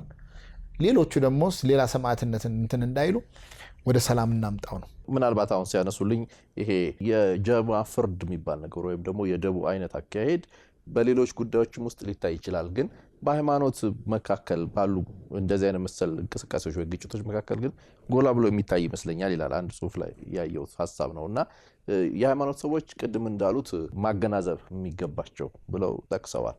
ለእውነት መቆም የሚገባቸው ናቸው ብለዋል። ይህንን አልፎ ግን አንዳንድ ጊዜ እንዲህ አይነት ነገሮች ይታያሉና ይህንን እንዴት ያያሉ ቀሲስ? አዎ በቡድን በጀማ በደቦ የደቦ ፍርድ የደቦ አመለካከት ብዙ ጊዜ ወደ ስህተት ነው የሚዳርግ። በምክንያት እንዳልነው በተለይ አስተምሮን መሰረት ያደረገ ቢሆን ጥሩ ነው ብዬ እመክራለሁ። መጽሐፌም እሱን ነው የሚመክረው። ስለዚህ የደቦ ፍርድና ጀሞ እያመጣንበትን ታሪክ ያለፍንባቸው በተለይ በለውጥ ዓመታት ውስጥ ያየናቸው ናቸው። ተነስቶ ገለ ይገደል ሲለ አብሮ ይገደል ነው የሚለው። ለምን አይለ ይጥፋ ይወገድ ሲለ ይወገድ ይላል። ለምን ሚል የሚጠይቃል የለም። ገብቷል አይደለ? ምክንያት አይሆን የሚጠይቅ ሳይሆን የሚሞግት ሳይሆን በደቦ የሚፈርድ እገሌ ተናግሯልና የሱ ሐሳብ ደጋፊ የሱ አቀንቃኝ የመሆንን ያ ደቦ ፍርድ ነው የሚሆነው። ስለዚህ የደቦ ፍርድ አካል እንዳንሆን ጥንቃቄ ያስፈልጋል። ምክንያት በምክንያት እንሞግት ጠያቂ ብቻም ሳይሆን ምን ጠይቅባቸው መንገዶችም ሁሉ በትክክል ማስቀመጥ ያስፈልጋል የሚል ነው። ስለዚህ ከደቦ ፍርድ መውጣት አለባት ኢትዮጵያ። አሁን እንደ ኢትዮጵያ እንደ ሀገር ላወራ በደቦ ብዙዎችን አስወግደናል። በግሩፕ ጸብ ተብሎ የሚጀመረው በግሩፕ ደርሰበታል አላቅም። ኢትዮጵያ እውነት ለመናገር አፈሯ አፍሽን ከፍተሽ ተናገሪ ብትባል ብዙ ነገሮች ትናገራለች። ከባጃጅ ላይ በቅርቡ እኮ ነው አውርደን ራቁትን አውርቀን ቤንዚን አርከፍክፈን የሰውቱም ከነም ቁሙ ከነ ህይወቱ ያቃጠልን እኛ እኮ ነን። እኛ ነን የምንለው። የቤተ እምነት መሪዎች የተዋረዱባት ሀገር እኮ ኢትዮጵያ ነች። ያልተከበሩትን ያህል መሪዎች በአደባባይ ተዋርደዋል። ይሰቀሉ እስከመባል ድረስ። በእርግጥ በደርግ ጊዜ ጀምሮ የምናያቸው የደቦ ፍርዶች ነበሩ። በደርግ ጊዜ የእምነት መሪዎች እንደነ ብፁዕ ቅዱስ አቡነ ቴዎፍሎስን እንደ ቄስ ጉዲና ቱምሳ የመሳሰሉ የእምነት መሪዎች እኮ በአደባባይ እኮ የተረሸኑባት ሀገር ነች ኢትዮጵያ። የእምነት መሪዎቿን ጭምር በአደባባይ የረሸነች ሀገር ነች። በጣም በጣም በሚገርም ሁኔታ ሃይማኖት ተቋማት ከተደፈሩ ቆዩ። እንዴት ወደ ልዕልናቸው ወደ ክብራቸው እንመልስ? እንዴት እንመልሳቸው? የሃይማኖት ሀገር እንላለን። ሪቨርስ ደግሞ የዛ ተቃራኒ ደግሞ ሲሆን እንመለከታለን። ስለዚህ የመንጋ ፍርድም የመንጋ ደቦ ምንትንም እንዳየነው የሆነ ነገር አንስተ የሆነ አካል የሆነ ቡድን ይውጣ ስትል ተነስተ በደቦ ነው የምታስወጣው። መፈናቀል የሚመጣው ከዛ ነው። መገደላደል የሚመጣው ከዛ ነው። ስለዚህ ከዚህ ካልወጣን በስተቀር የአደባባይ ንስሐ ያስፈልጋታል ይቺ ሀገር። የአደባባይ ንስሐ በቃን ብለን ከመሪዎች አንስቶ ዝም ብሎ የሆነ አካል ብቻ እንጸልይ እናልቅስ ስላለ ብቻ የሆነ ቡድን እያለ መግለጫ እየሰጠ ብቻ አይደለም። እኛ እንደ ኢትዮጵያ ሃይማኖት ተቋማት ተደጋጋሚ ጥሪ እያደረግን ነው። ይሄ መንግስታዊም ጭምር ንስሐ የሚያስፈልገው ነው። ባለፉ መንግስታት ጥፋቱን ያጠፋ ያለፈው መንግስት ስርዓትም ሊሆን ይችላል፣ አሁን ያለውም ሊሆን ይችላል። በጋራ ግን ሁሉም ተማምነን እኔ ምክክር ብቻ አይደለም ይህች ሀገር የሚያስፈልጋት ተመካክሮ ተወያይቶ ብቻ ምናምን ማለት አይደለም። ከፈጣሪ ጋር ደም ያፈሰናል እያለ ነው። ደም አለብን፣ እጃችን ላይ ደም አለ። ተቅበዝባዥ ሆነናል። እንደ አቤል እንደ ቃየል የአቤልን ደም እንዳፈሰሰ በከንቱ እንደ ቃየል ተቅበዝባዥ ሆነናል። ስለዚህ ይሄንን መቅበዝበዛችንን መዳን የሚቻለው ደግሞ እውነተኛ ንስሐ ወደ ፈጣሪ ወደ አምላካችን ወደ እግዚአብሔር ስንመለስ ብቻ ነው። ሌላ አዋጣ ነው። ሌሎችን መንገዶች ሁሉ ብንሞክር አብይ እርግጠኛ ሆኜ ነው የምነግር አያዋጣንም። ያዋጣን አመድ ነስንሰን ማቅለብሰን ድንጋይ ተንተርሰን በአደባባይ አልቅሰን ጌታን ማረን ካላልነው በስተቀር እኔ እንጃ። ግላዊ ጥያቄ ላንሳ። ቀሲስ ጥሩ ቆይታ እየሰጡኝ ነው። እይታዎቹን ወድጀዋለሁ። ታሪኩ ምናልባት ወደ 19 ዓመት አካባቢ ቆየ መሰለኝ። እንደ ሀገር በጣም ብዙ የሰላም ድምጾች በሚያስፈልጉን ወቅት ነው ረጅም የተጓዝ ነው። ሰላም ብዙ አስፈላጊ ነገር ነው። አሁንም ቀደም ብሎም ባሉ ዓመታትና 18 ያክል ዓመታት ለምን መዘግየት አስፈለገው መልክቱ የሚል ጥያቄ አለኝ። እንግዲህ በአንድም በሌላም የእግዚአብሔር ፈቃድ ነው። እኔ ስላሰብኩኝ አልከውነውም። ምናልባት ወቅቱ እንደዚህ አይነት ጽሁፎችን ለማውጣት ላይፈቅዱ ይችላሉ። ሁለተኛ የጊዜም የማቹሪቲም የማንበብ የማጥናትም ነገሮችን ሰሌክት የማድረግ ኮኦርዲኔት የማድረግ ነገሮችን ጊዜ ይፈልጉ ነበረ። ግን አንድ ቀን ይሄንን ከውናለሁ ብዬ አስብ ነበረ። ጓደኞቼም እንደምከውነው ሁሌ እናወራለን። እኔ ከዚህ በፊትም አንድ መንፈሳዊ መጽሐፍ ጽፌያለሁ፣ ከርከዴን የሚል የኦርቶዶክስ ቤተክርስቲያን ኮንቴክስት ለዛ ያለው መጽሐፍ ጽፌያለሁ በ2007 ኦልሞስት ወደ 10 ዓመት በፊት ማለት ነው። እንግዲህ ኦልሞስት ዛሬ 18ኛ ዓመቱን እየሞላ ነው። ግን ውስጥ ያለ ኬዙ የእግዚአብሔር ጊዜ ነው እንግዲህ የሚፈቅድበት ጊዜ ነው ብዬ ነው። አሁን ከዛ ውጭ በራሴ ምክንያትም ምናምንም እንዳሉ ሆኖ እንደተጠበቀው ነው። ግን እግዚአብሔር ይፈቅድልን ነው። አንተ ስላቀድክ እቅድህን አንተ አትፈጽምም። በእቅዶች ውስጥ እግዚአብሔር ሲታከልበት ብቻና ሲያስፈጽም ብቻ ነው እንጂ አንተ ስላሰብክ አይደለም። አንዳንድ ጊዜ አንተ ታስባለህ፣ የሚያስፈጽም ደግሞ እግዚአብሔር ነው ብዬ ስለማምን ነው። ሌላ ምንም ምክንያት የለኝም። ያው በተለያዩ ምክንያቶች ለመደርደር እችላለሁ፣ ግን የእግዚአብሔር ፈቃድ በሚል ነው። በየሳምንቱ በሚሊዮንም ለሚቆጠሩ ምዕመናን የሃይማኖት መሪዎቹ በየተቋሞቻቸው ያስተምራሉ። እርስዎ ስለ ሰላም ቆንጆ አድርጎ አስቀምጠዋል። የእያንዳንዱን የሃይማኖት ተቋም የሰላም እሳቤ ላነሳ የፈለግኩት ይህ ትልቅ እድል ስለሆነ ብዙ ሚሊዮኖችን በአንድ ጊዜ የማስተማር እድል ትልቅ እድል ነው ብዬ አስባለሁ። ትውልዱ ግን ጥላቻና ጦርነት ከመረጠ በተቃራኒው ይህ ያስተምሮ ውጤታማ ለመሆን ወይስ የአድማጩ ትኩረት ማጣት የትኛው ጋር ያርፋል? የአድማጩ ጋር ወይስ መሪው ጋር? በራሱን የቻለ አንድ ጥናት ይፈልጋል አብይ። በእኔ ኮንቴክስት ይሄ ያለው ግሎባል እንግዲህ ሁኔታዎችን ጭምር ያገናዘብን ነው። ያው ፖስት ሞደርኔሽን ነው። የድረ ዘመናዊነት ከባድ ነው። ድሮ እኛ እንደነበርንበት ወጣትነት ዘመን አይደለም።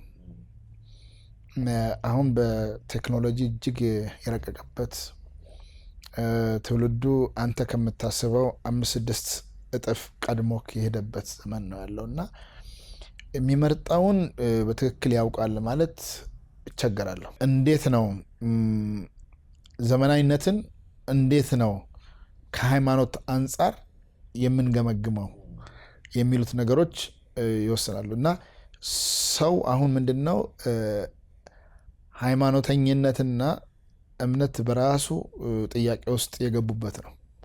ትግል ውስጥ ናቸው ያሉት። ማረቅ ይፈልጋሉ። የዛም ውጤት ይመስለኛል አሁን ባሉን በዛም ያው ሃይማኖት ኢንስቲትዩሽን ነው።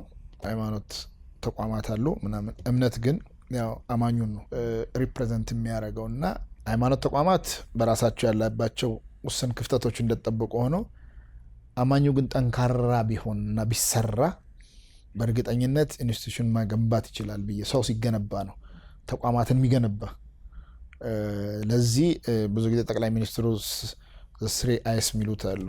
አይዲያ ጨምሮ ኢንስቲትዩሽንን ጨምሮ እንደዚህ አይነት የሚያመጡት እሳቤ አለና አይዲያ ኢንዲቪጁዋልስ እና ኢንስቲትዩሽን እንዴት እንደሚገነቡ ሶስቱ አይዎች ዶቶቹ ሲገናኙ እዚህ ጋር የነበረን ሀሳብ ነው። ያንን ኢንስቲትዩሽን እንድትገነባ እነዛን ኢንዲቪጁዋልስ የሆኑትን አንድ ላይ የሚያደርጉት ወጣቱ ትውልድ አባቶችን የማድመጥ አባቶችን የመረዳት የአባቶችን ሀሳብ የመቀበል እንትኑ የወረደ ነው። ከድሮ እናትና አባትን እኮ አክብረን መጽሐፍ ቅዱስ ላይ ያለውን እንግዲህ ልጆች ለእናት ለወላጆቻቸው ተገዙ ነው አይደል? የለም አለ እሱ። አሁን በደንብ እንደው አሰስመንቱ ቢሰራ በደንብ የለም። እየተደመጡ አይደለም፣ ወላጆች እየተደመጡ አይደለም። ከሚጠፋ በቃ እኔ ዝም ብዬ እንደው ይሄን ዘመን እንለፈው አይነት ነው ወላጆች ወደዚህ ድምዳሜ እየደረሱ ያለ እየመጡ ይመስለኛል። እና ትንሽ ያው ፕሬጀር ውስጥ ነው ያለውና ምክክር አሁን በሰሞኑም አንድ ፕላትፎርም ወጥቶ ከሴቶች ማህበራዊ ጉዳይ ሚኒስትር ጋር ከትምህርት ሚኒስትር ጋር ሃይማኖት ተቋማት እና ትምህርት ተቋማት ጋር አንድ ምክክር ይፈልጋል የሚል ሀሳብ አቀረብኩኝ። ለምንድን እነዚህ ኢንስቲትዩሽኖች የወጣት ግንባታ ላይ ትውልድ ግንባታ ላይ በአንድም በሌላ ማሻራቸው አለ እና እየጠፋለ ትውልድ አለን ብለን ነው እኛ የምናስበው በስነ ምግባሩ እና ሞዴል መሆን ሲገባው ከዛ ያፈነገጠ ሆኗል። እናት አባቱን የሚያከብር አይደለም። ሀገር መሪውን በአደባባይ የሚሳደብ መሪ ትውልድ እየፈጠርን ነው። ከቴክኖሎጂ ጋር እየተዋወቀ እያረቀ ለሀገር ግንባታ የሚያውል ሳይሆን ሀገር እያፈረሰ ስድድብ ውስጥ ብሽሽቅ ውስጥ 24 ሰዓት ቲክቶክ ላይ ተሰልፎ ቁጭ ብሎ ፎሎወርስ ለማግኘት ታፕታፕ ሼር ምናምን እያለ የሚውል ትውልድ ስራ መስራት ባህሉ ያልፈጠረበት ትውልድ እየፈጠረ ነው ያለው። ስለዚህ ትውልድ መገንባት አለብን። ከእጃችን ያመለጠውን ትውልድ ወደ እጃችን እንሰብስብ የሚል ምክክር እየጀመረ ነው። ምናልባት ይሳካልናል ብለን እናስባለን። እነዚህ ተቋማት የጋራ ኃላፊነት በአንድም በሌላም ተጠያቂዎች ናቸው። መንግስትም፣ የእምነት ተቋማትም፣ ትምህርት ተቋማትም፣ ወላጅ ቤተሰቦችም በአንድ ልጅ ቤተሰብ መጥፋት ምክንያት እነዚህ አካላት ተጠያቂ ናቸው። ወደ ሌላ የትም መሸሽ አንችልም። ስለዚህ የጋራ ትውልድ ግንባታ ላይ ቤተክርስቲያን ሲመጣ ቸርች ሲመጣ ለልጆች ምንድን ነው እያዘጋጀንላቸው ያለ ፕላትፎርም ምንድን ነው? ፖለቲካ ሰብከን አይደለም እንደ ፖለቲካ ድምጠው ልጆች የሚሄዱ እንዴት ነው ታዲያ ትውልዱ ቢገነባ? እንዴት ነው አባቱን እንዲያከብር አስተምረነዋል ወይ? እናቱን እንዲያስተምረነዋል የለም። ስለዚህ በአንድም በሌላም ትውልድ እያጣን ስለሆነ ትውልድ ግንባታ ላይ ትልቅ ስራ መሰራት አለበት። ለዚህም መሆን አለበት ብዬ የማስበው በአንድም በሌላም እየመረጠ ያለው ትውልዱ በጎውን ነው ብዬ አላምንም። ወደ ሌላኛው አሉታዊ ነው፣ ወደ አዎንታዊ መምጣት አለበት። ወደ ፖዚቲቭ ቲንከር አስተሳሰብ እሳቤ መምጣት አለበት። ያ ኔጌቲቭ ኢነርጂ ብዙ ጊዜ ወደ ሌላ ነገር እየወሰደን ነው እና ወደዛ እንዲመጣ ነው እኛ የምንመክረው። ያጋራው ታሪክ ላይ ቅድም ወጣት ነበርን ብለውኛል። ጉዳዩን ለማንቀሳቀስና ወደ ሰላም ለመገንባት ከዛ እንደዚህ አይነት መሰል ተቋማት እንዲገነቡ አስተዋጽኦ ከማድረግ አንጻር አሁን የኢትዮጵያ ሃይማኖቶች ጉባኤ ጠቅላይ ጸሐፊ የመሆን እድል ገጥሞታል አሁን በዚህ ሰዓት ላይና ያኛው ወንበርም አልነበረውም ስያሜም አልነበረውም በበጎ ፍቃድ የተደረገ ነው። አሁን ወንበሩም አለ ምናልባት ስያሜውም አለ ጠቅላይ ጸሐፊ ነው እና ምን እገዛ አረጋሎት ቢሮ? እውነት ለመናገር ያኛው ቢሮክራሲ የለውም፣ ይሄ ቢሮክራሲ ያለው ብዙ ኢንተረስትም አለበት። ይሄ እዛ አካባቢ ብዙ ኢንተረስቶች የለውም እንዳልኩት እኛ የመስራት ኢንተረስት ነው ያለን፣ ፍላጎቶቻችን የመስራት ነው። ለዚህኛው ግን ትልቅ መነሻ መንደርደሪያ ሆኖኛል። ይሄንን ስራ ማለት አንዱ ሌላው ቤተ እምነትን እንዳውቅ እዛ አካባቢ የሰራው ስራ ረድቶኛል። በሁሉም ቤተ እምነቶች ጥሩ የሚባል ቅቡልነት እንዳገኝ ረድቶኛል። በተቻለኝ መጠን ባላንስ እንዳደርግ ረድቶኛል። እንዲሁም ወደዛ አንዳንዱ የተቋማቱን ተቋማዊ አደረጃጀት ውቅሩን ያልተረዱ ካልሆኑ በስተቀር ብዙዎች ይህን ተቋም የሚያውቁ የሚረዱ በቅርበት የሚያውቁት ሰዎች ከምንናገረው ከምንከውነው ነገር ተነስተው ፖዚቲቭ የሆነ ነገር ያቀርባሉ።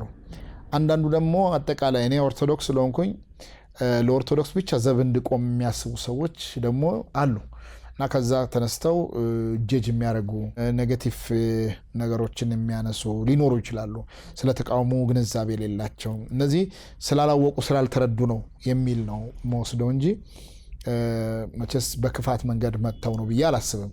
ዞሮ ዞሮ ለእኔ ትልቅ እድል እዚህ ቦታ ላይ ስመጣ ብዙ ኢንተረስቶች እንዳሉበት በጣም እንገነዘብ። እንደምታይ አይደለም ወንበሩ ብዙ ጥያቄዎች ያሉበት ቦታ ነው። የቤተ እምነቶችን ፍላጎት እንድታሟላ ይጠበቃል። የህዝብ ፍላጎት እዚህ ተቋም ነው፣ የጋራ ተቋም ስለሆነ የህዝብ ፍላጎት አለ። ህዝብ እንደ ህዝብ ሁሉም ህዝብ ማለት ነው፣ የሁሉም ሃይማኖት ተከታዮች ማለት ነው። እንደ ህዝብ የራሳቸው ኢንተረስት አላቸው። መንግስት ራሱ ኢንተረስት አለው። እዚህ የተቋም ከባድ ተቋም ነው።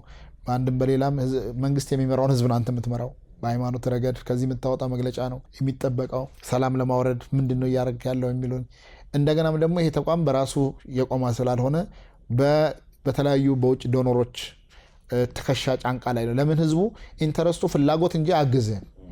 ስለዚህ አንተ ወደ ውጭ መመልከት እዚህ ያለውን ሰራተኛ ለማስተዳደር ደፋ ቀና ትላለህ። ስለዚህ ደግሞ የሚሰጥህ ደግሞ ሌላ ኢንተረስት ይዞ ነው የሚመጣው። ስትሰራለት እንድትሰራለት የሚጠብቀው የራሱ ነገር አለ ማለት ነው። ይሄ ኢንተረስት አለ። እነዚህ ሁሉ ኢንተረስቶች ባሉበት አጣብቅኝ ውስጥ ነው የተቋም የሚመራው። ራሱ እዚህ ውስጥ ያለ ስታፍ ደግሞ የራሱ ኢንተረስት አለ። ከጥቅም አኳያ አግኝተኛል። ስለዚህ እነዚህ ኢንተረስቶች ባሉበት መሀል ሆነ ማኔጅ ታደርጋለህ ማለት ነው። እዛ አካባቢ ድሮ በነበረክበት አካባቢ እንደዚህ አይነት ኢንተረስቶች አልነበሩም። እዚህ ጋር ስትመጣ ግን ማአት ኢንተረስት አለ። ጓደኛክ እንደዚህ አላልክም እኮ ዛሬ እንዴት ነው እንደዚህ የሰጠው መግለጫ ይላል። ያኛው ደግሞ አይ ዛሬ ብራቮ እኛን የሚደግፍ ነገር ነው ይላል። ያኛው ደግሞ እንደዚህ አይነት ነገሮች አሉና ሁሉም ጋር ስታይ የራሳቸውን እንትን ነው። ነገሩ ግን ሀገርን ከማሻከም እኛ የምናየው እኔም እንደ ግል የምመለከተው ሀገርን የሚያሻግር ሀሳብ፣ ሀገርን እንዳትፈርስ የመጀመሪያ ተግባር እሱ ነው። እሱን የሚያፈርስ የቀይ መስመራችን ነው። ሀገር ሁሉና መጠበቅ ያስፈልጋል። በየትኛውም እኔ መንግስትን የኔ ሀሳብ ጠበቅ አልጠበቀ ለምሳሌ በግብረ ሰዶም ጉዳይ ላይ የሳማ ስምምነት መንግስት ፈርሞ ከሆነ ምናምን ብለን መግለጫ ኦፊሻል ነው ወተን የተቃወም ነው። ፈርመ ከሆነ አንቀበልም ነው ያለው መንግስት። ምናልባት ይህንን በመፈረሙ እዛ ሀገር የሚጎዳ ባለመፈረም የሚጎልበት ጥቅም ሊኖር ይችላል። ትውልድ ግን ይፈርሳል። ትውልድን የሚያፈርስ ጉዳይ ደግሞ ሀገር መፍረስ ማለት ነው። ነገ ሀገር የሚረከብ የለም። ዛሬ የሆነ ድቃቂ ሳንቲም እናገኛለን ብለን ይሄንን ኢንክሉሲቭ በሆነ አግሪመንት አካታችነት፣ አሳታፊነት በሚል እሳቤ ውስጥ የተካተቱት ነገሮች ሁሉ የኛ ሃይማኖት ተቋማትን አይወክልም ያለው ዲፋይን አስደርገናል። ስለዚህ በዚህ ጉዳይ ላይ ውጭ ጉዳይን እስከመሞጎት ፓርላማ ድረስ ከመሄድ ደስ የሚል በዚህ አጋጣሚ በጣም ላመሰግንና ፓርላማን እየመሩ ያሉ ከክቡር አፈ ጉባኤው ጀምሮ የኢትዮጵያ ሃይማኖት ተቋማት ጉባኤ የሰጣችሁ መግለጫ እኛም እዚህ ወንበር ላይ እስካለን ድረስ እንደዚህ አይነት ስምምነቶችን አማኞች ነን፣ እኛም አናደርገውም፣ ልናደርገው አንችልም የሚል ማረጋገጫ ጭምር ነው የሰጡ። በዚህ አጋጣሚ ላመሰግናቸው እወዳለሁ። ማለት የሚመሩን ሃይማኖተኛም አባቶች እንዳሉን አይተናል እና ሙሉ ኃላፊነታችንም ሰተን ብንተኛም ግለሰቦች እዚህም እዛም የሚታዩ እንደዚህ አይነት ወጣ ያለ አሰራሮች ሊሰሩ የሚችሉ ተልካሻ ነገር የሚሰሩ ሊኖሩ ይችላሉ። እንደ ሀገር እንደ መንግስት ግን ስቲል ነው ሪኮግናይዝ አልተደረገም። ስቲል ነው ፕሮሞት አይደረግም። ስቲል ነው በሀገረ መንግስት ደረጃ ቅቡልነት የለውም። ይህንን ማረጋገጥ ችለናል ቢያንስ። ስለዚህ ይህንን የፈለገ እንኳን የመንግስት ኢንተረስት ቢኖር እንኳን ዲፌንድ የማድረግ አቅሙ አለን፣ እያደረግም ነው ብለን እናስባለን። ስለዚህ ኢንተረስት ስንል የተለያዩ ኢንተረስቶች ይመጣሉ። ከየቤተ እምነቶችም ኢቫንጀሊካኑን የማይጠቅም ምናልባት ሀገርን የሚጠቅም ነገሮች ካሉ ነገር እናስረዳለን። የኢቫንጀሊካኑን ሀገርን የሚያፈርሰው ከሆነ ግን ቅድሚያ የምንሰጠው ሀገርን ነው። ኦርቶዶክሱን እንደዛ በተመሳሳይ የማይጠቅም መስሎ የሚታዩ ሀሳቦች ሊነሱ ይችላሉ። ግን ደግሞ ሀገርን የሚጠቅሙ ከሆኑ ኦርቶዶክስን ነገር ለምን ሀገር ስለምትቀድም ማለት ነው። እና በዛ ሀሳቤ ነው እኛ የምንሄደው እና አሁንም እየሰራን የመጣ ነው። ከታችኛው ካለው ጋር ኮምፓራቲቭሊ የምታቀርቡ አይደለም። እዛ አንድ ወረዳ ነው አንድ ቀበሌን የተወሰኑ ግለሰቦችን ስታስታርቅ ምትል ነው። ይሄ እኮ ሀገርን ነው እየመራ ያለው። ካፓሲቲንም ታሳድጋለ፣ አመለካከትም ታሳድጋለ፣ ግንኙነትም በጣም ትልልቅ ካገዱ። አሁን እኛ ውድድራችን አይደለም። እኛ ምንዳርግ እንደ ሀገር ሌላ እኛን የሚመስል ተቋም የለም። ኢትዮጵያ ሃይማኖት ተቋማት ጉባኤ የሃይማኖቶች ሁሉ ተቋም ነው። ሌላ የሚመስል ተወዳዳሪ የለም። እኛው ከሌሎች አፍሪካ ሀገሮችም አልፈን እኛ ከሌሎች ሀገሮች ጋር ከኤዥያ ጋር ከኤሮፕ ጋር ከአሜሪካን ጋር ወደዛ አለም ለምን እኛ መስራቾች ነን። የ1400 ዓመት በላይ በቶለራንስ ልምዱም ታሪኩም አለን ብለን ነው የምናስበው። ትልቁ ተግዳሮት ወይም ደግሞ ትልቁ ፈተና ምንድን ነው? ሰላምን ለማስከበር እናንተ እንደ ሃይማኖት ተቋም የሚገጥማችሁ? የፖለቲካ ኢንተረስት ነው። ሁልጊዜ የፖለቲካ ፍላጎቶች ሰላምን በማስፈን ሂደት ውስጥ ኢንተረስቱ ከፖለቲካ የሚመነጭ ስለሆነ ዴስቲኔሽኑ ደግሞ ስልጣን ወንበር ስለሆነ ይህንን ለማስቆም ለማደራደር አትችልም። ለምን? መጀመሪያም ተሰልቶ ነው። ምናልባትም ከበሮች ናቸው ሌሎቹ እና አብዛኛው ከእያንዳንዱ ግጭት ጀርባ ወይ ፖለቲካ አለ ወይ ሪሶርስ ጥቅም አለ። የእንደዚህ አይነት ትስስሮች ናቸው ብዙ ጊዜ ሄዱና እንዲህ አይነት ነገር የሚያገር እና ትልቁ ተግዳሮታችን ፖለቲክስ ያለው ኢንተረስት ነው። ትልቁ ችግሮቻችን። እኛ ወንጌላውያን ላይ ነው ማዕቀፍ አድርገን የምንሰራው እንደ ሚዲያና ምናልባት አሁን ወደ ልቤ ስለመጣ እሱ ላንሳና ትንሽ ቀሪ ጥያቄዎችን አንስተን እንደመድማለን። ጥሩ ቆይታ እያደረግን ነው። ቀሲስ ምናልባት በእርሱ አመራር ዘመን አሁን በነበሩት ቆይታ መካከል ወንጌላውያን ተጠቅመዋል ወይም ደግሞ ጥሩ ነገር ተደረገላቸው ብሎ የሚያስቡት ነገር አለ? የተለየ ነገር ለወንጌል አማኞች፣ የተለየ ነገር ለኢትዮጵያ ኦርቶዶክስ፣ የተለየ ነገር ለእስልምና እንዳደረግ አይፈቅድም። የተለየ ነገር የሃይማኖቶች እኩልነት የሚከበረው እዚህ ነው። ለሁሉም የሚደረገው ነገር ለወንጌላውያንም ይደረጋል። ለሁሉም የማይደረገው ነገር ከሆነ ደግሞ ለወንጌላውያንም አይደረግም። በዚህ ሂሳቤ ነው መሄድ ያለብን። የተለየ ነገር አድርጌያለሁ ለማለት አልችልም።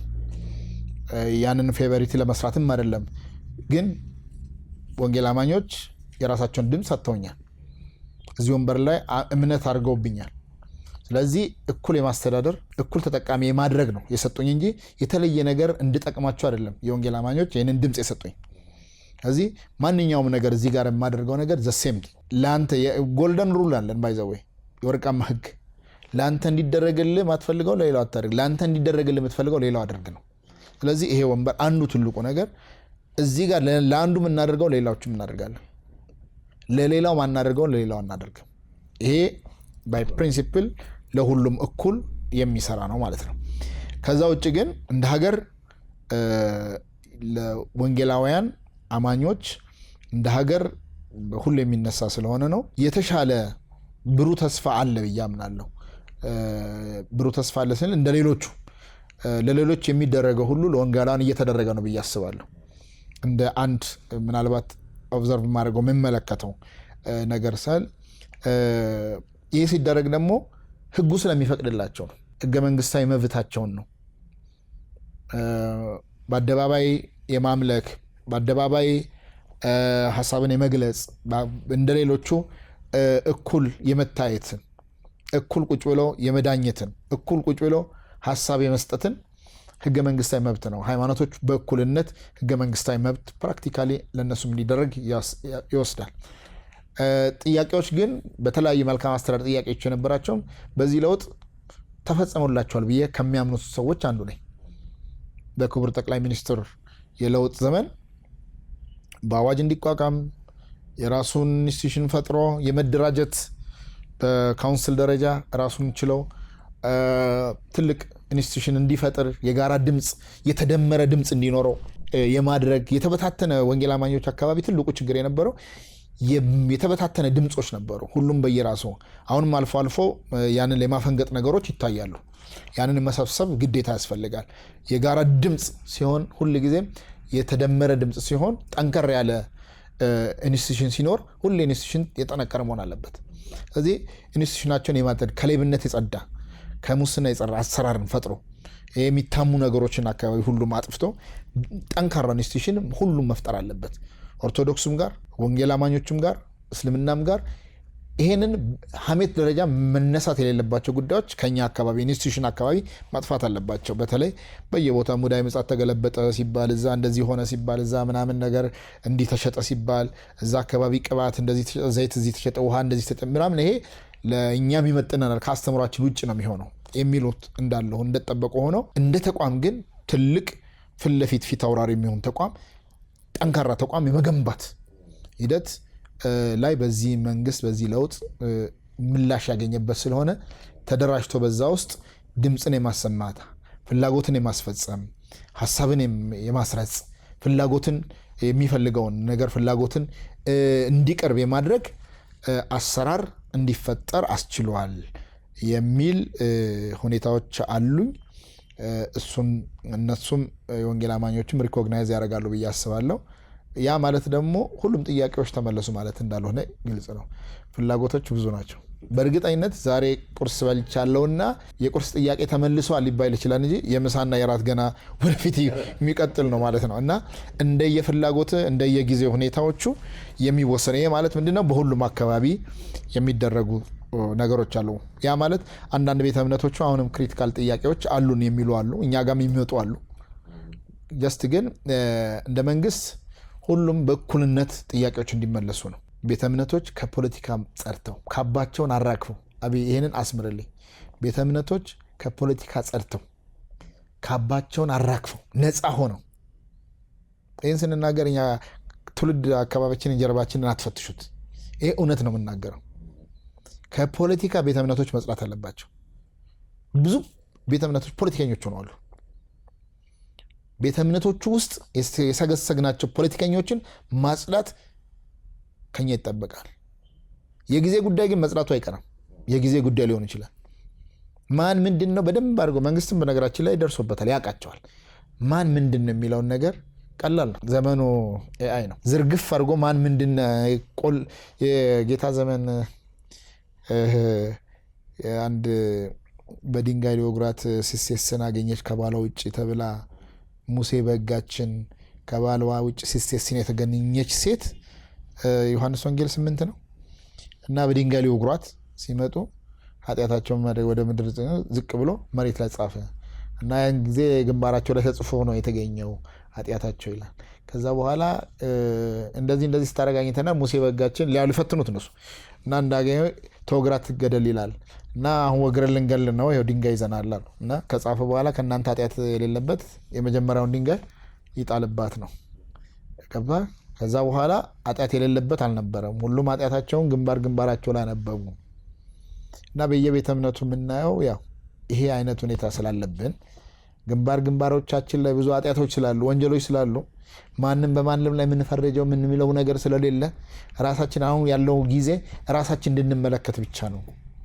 ሌላው ላይ እንድንፈርድ ሳይሆን ራሳችን እንድንመለከት እድል እንዲኖረን ነው የሚል ነው። የጉባኤው ምስረታ ላይ የኢትዮጵያ ቃለ ሕይወት ቤተክርስቲያን የኢትዮጵያ መካነ ኢየሱስ ቤተክርስቲያን እንዳለች አውቃለሁ።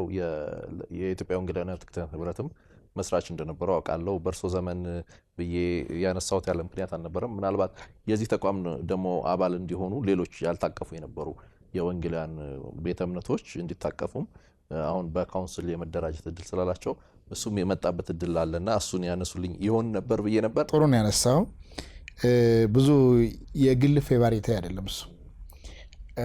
እኔ በግል ጥያቄዎች ነበሩ። ለምሳሌ የቪዥነሪ አብያተ ክርስቲያናት፣ ፔንቴኮስታል መሰል ተቋማት ያልተሳተፉበት ነበረ እና ጥያቄዎች ነበራቸው ተደጋጋሚ። ያ እድል የሆነው እንግዲህ ትልቅ ጠንካራ ኢንስቲትዩሽን ተፈጥሮ የለ ካውንስሉ እነዚህን ሁሉ አቀፈ። እነዚህ የነበሩት እንደነበር እንደውም እነሱ ጥያቄ ነበራቸው። እንደውም ህልውናችን ተደፈጠጠ ብለው አንስተውብናል። ያኔ በግሌ ስላልሆነ ይህን እንደ ጉባኤ ስለሆነ የተደረገው ያው በተቋም ደረጃ እነዚህ ህልውናቸው ሳይደፈጠጥ አብሮ በሱታፌነት ድምፃቸው እንደተከበረ ሆኖ ቃለ ሕይወትም መካነ ኢየሱስም ህብረቱም እንደተጠበቀ ሆኖ ከሌሎቹ ደግሞ ከካውንስሉ እንደ ካውንስሉ ተወክለው አራተኛ ሆኖ በቦርድ ውስጥ 4 አባላት አለን የወንጌል አማኞች። አንዱ መካነ ኢየሱስ፣ አንዱ ቃለ ሕይወት፣ አንዱ ህብረት፣ አንዱ ደግሞ ከአዘርስ ከሌሎቹ ቸርች የሚወክል 4 ወይ ከካውንስሉ የሚወክል 4 ሆነው በዚህ ውስጥ እንዲገቡ ተደርገዋል። 4 ሆነው ግን እንደ አንድ እንደ ካውንስል እንጂ የገቡት እንደ ቃለ ሕይወት እንደ መካነ ኢየሱስ ምናምን አይደለም። ህልውናቸው ግን ሳይደፈጠት እዛ ውስጥ ሆነው እኔ ቃለ ሕይወት ነኝ ብሎ ብቅ እንዳይል ግን ካውንስል ሆነው የወንጌል አማኙን ድምፅ ይዞ የትኛውም የወንጌል አማኙን ድምፅ እንዲያስተጋቡ እንዲያሰሙ እዚህ ውስጥ ተካተዋሉ። ስለዚህ በዛ ልክ ነው። ኦርቶዶክስም ጥያቄ ነበራት። እኔን ያህል ብዙ ሚሊዮን ቁጥር የሀገሪቱ ቁጥር 1 የአማኝ ቁጥር እያለኝ ከእስልምናም ከወንጌል አማኙም ለምን በዚህ ልክ አንድ ተብዬ እኩል መደባለው የሚል ጥያቄ ነበራት። የእሷም ድምፅ እንዲስተናገድ ተደርጎ እስልምናም እንደውም 1 ለ6 6ታችሁም እኮ አንድ ወንጌል ነው የምታምኑት። ኦርቶዶክስም ኦርቶዶክስ ስላለች እንጂ ወንጌል ነው የምታምነው። እሷም ወንጌል አማኝ ነች። እሷም ካቶሊክ ይላል እንጂ ካቶሊክ ክርስቲያን ነው፣ ክርስትና ነው። በክርስትና ስም በዛ በስላሴ ስም ነው ያላችሁት ሁላችሁም። እና አንድ ላይ እናንተ እኛንን ልዩ ሆን እነዚህ ውስጥ የተለየን ከወንጌል ውጭ ምናምነው እኛ ብቻ ነን የሚል ጥያቄ ነበራቸው። እነሱንም ድምፅ ትንሽ ግን ኮንሰንሰስ ነው ባይዘዌ ስምምነት እንጂ ቮት የለውም እዚህ ውስጥ በድምፅ በእጅ ብልጫ ምናምን። አንድ ቀን ወስነና አንድ ቀን እንጋብዛለን አብየኛን እንደው ለኦብዘርቭ እንድታረግ እዛ በቃ ሁሉም አንድ አጀንዳው አንድ አድርገው ሁሉም በዛ አጀንዳ ላይ ሀሳብ አስተያየት ይሰጣል። የኦርቶዶክስ አጀንዳ ሰውን አይመለከተኝም አይልም። የሙስሊም አጀንዳ አይመለከተኝም አይልም። የጋራ አድርገን በጋራ ተስማምተን የሆነ ነገር ስንወስንም የጋራ ነው። ለምሳሌ መሰዳደብ ካሁን በኋላ አንዱ የሌላውን ሃይማኖት መስደብ የለበትም ወስነናል ካል የጋራ ነው የሚሆነው። ተግባራዊነትም የጋራ ነው። አይ እኛን አይመለከት እኛ እየሰደብን እንኖራለን ካለ አይቻልም። ከዛ ለፍትህ አካላት ነው የምናቀርበው። የጋራ ድምፅ ነው አግኝተኛል አይደል? ስለዚህ የጋራ ነው ማለት ነው። መከባበርን ኦርቶዶክስ እየተነሳ መናፍቅ እያለ እየሰደበ የሚኖርበት መኖር የለበትም። ፕሮቴስታንቱ እየተነሳ ኦርቶዶክሱን አንቺ ያረጀሽ አፈጀሽ ምናምን እያለ መኖር የለበትም። ያኛውም እየተነሳ ለምሳሌ ነው በውስጡ ብዙ ነው ስድቦቹ። ወደዛ ስድብ አልገባም እና የምንሰማው አንተ ሚዲያ ላይ ስላለ ከኔ የተሻለ እድል አለህና በእነዛ መልኩ ነው ያለውና የተለየ ፌቨር ሰርቻለሁ አይደለም። በኔ ዘመን በኔ ጠቅላይ ጻፊነት ዘመን ትክክል ነው እነሱ ያልተሳተፉ ወደ እንዲሳተፉ ወደዚህ መድረክ እንዲመጡት ሆኗል። ቅድም መሪዎቹ ላይ ትንሽ ነጥቦች አንስተው ነበር። ጥያቄዎች መካከል አንድ ስላለ ትንሽ እንሂድባቸው ይላል ከተማ ሰውና ትንሽ እንድንሄድባቸው ከፈቀዱልኝ። አንዳንድ ጊዜ የሃይማኖት መሪዎቹ ራሳቸው ናቸው ግጭት ጠንሳሾቹ የሚል ድምጽ ይሰማል። ከተማ ወጣ ስንል ለግጭት የሚዳርግ መልእክት በየመድረኮቻቸው ያስተላልፋሉ የሚል ይህንን ይስማሙበታል አሉ። ሁሉም ባንልም አንዳንድ ማለት እንችላለን። ሙሉውን መጨፍለቅ አልችልም። በጣም ሰላማዊ ሆኑ ሰላምን የሚፈልጉ አብሮነትን የሚሰብኩ ለሰላም የሚጥሩ እንዳሉ ሆኖ አንዳንድ ደግሞ ማይክ በጨበጡ ቁጥር መድረክ ባገኙ ቁጥር አንዱን ሌላውን ቤተ እምነት የማሳነስ አንዱ ሌላ እምነቱን የማንቋሸሽ ክብር የመንካት ሁኔታዎችን የሚያደርጉ አዝማሚያዎች በተጨባጭ ይስተዋላሉ። እነዚህን የመጀመሪያ ደረጃ እንደ ጉባኤ እያልን ያለነው የመምከር ነው፣ እየጠራን የመምከር ነው። በየቤተ እናውቃለን። እስካሁን አንዳንዱን ጠርተን እየመከርናቸው ያላሉ፣ አንዳንዳችሁ በየቤተ እምነቱ እንዲመከሩ የምናደርግም አለ። ዳይሬክት የምንጠራው አለ። ግን በየቤተ እምነቱ ደግሞ ባላቸው ኮንቴክስት እነዚህን አካላት የወጡ ስለሆነ ሌላውን ቤተ እምነቶች የሚያንቆች ስለ ምከሯቸው የምንላቸው ሰዎች አሉ። በእንደዚህ አይነት የነውር ስራቸው ደግሞ ከሀገር ሞት ይቀራሉ። በዚህም በዛም አይነት እንዲያቆሙ ተደጋጋሚ ጥያቄ ሲያቀርቡ ከዚህ ውጪ ሌላ ህይወት የለንም የሚሉ አካላት ማለት ነው። እና ዞሮ ዞሮ ምንድነው አሉ አንዳንድ ብለን ብናስቀምጣቸው የተሻለ ነው ብዬ ወስዳለሁ። ከዛ ውጪ ግን ሞር ፖዚቲቭ ስራ የሚሰሩ ይበልጣሉ። በዚህ ኔጌቲቭ ውስጥ ያሉ ግን ጥቂቶች ናቸው። ግን ወደፊት ከአንድ ፕላትፎርም እያደረግን ነው። ከፍትህ አካላት ጋር ከጸጥታ ተቋማት ጋር እየተነጋገርን ነው። የተጠያቂነት ጉዳይ ግን እንዲመጣ እየሰራን ነው ያለ ነው። መሪዎቹ ላይ ትንሽ እንቆይባቸው።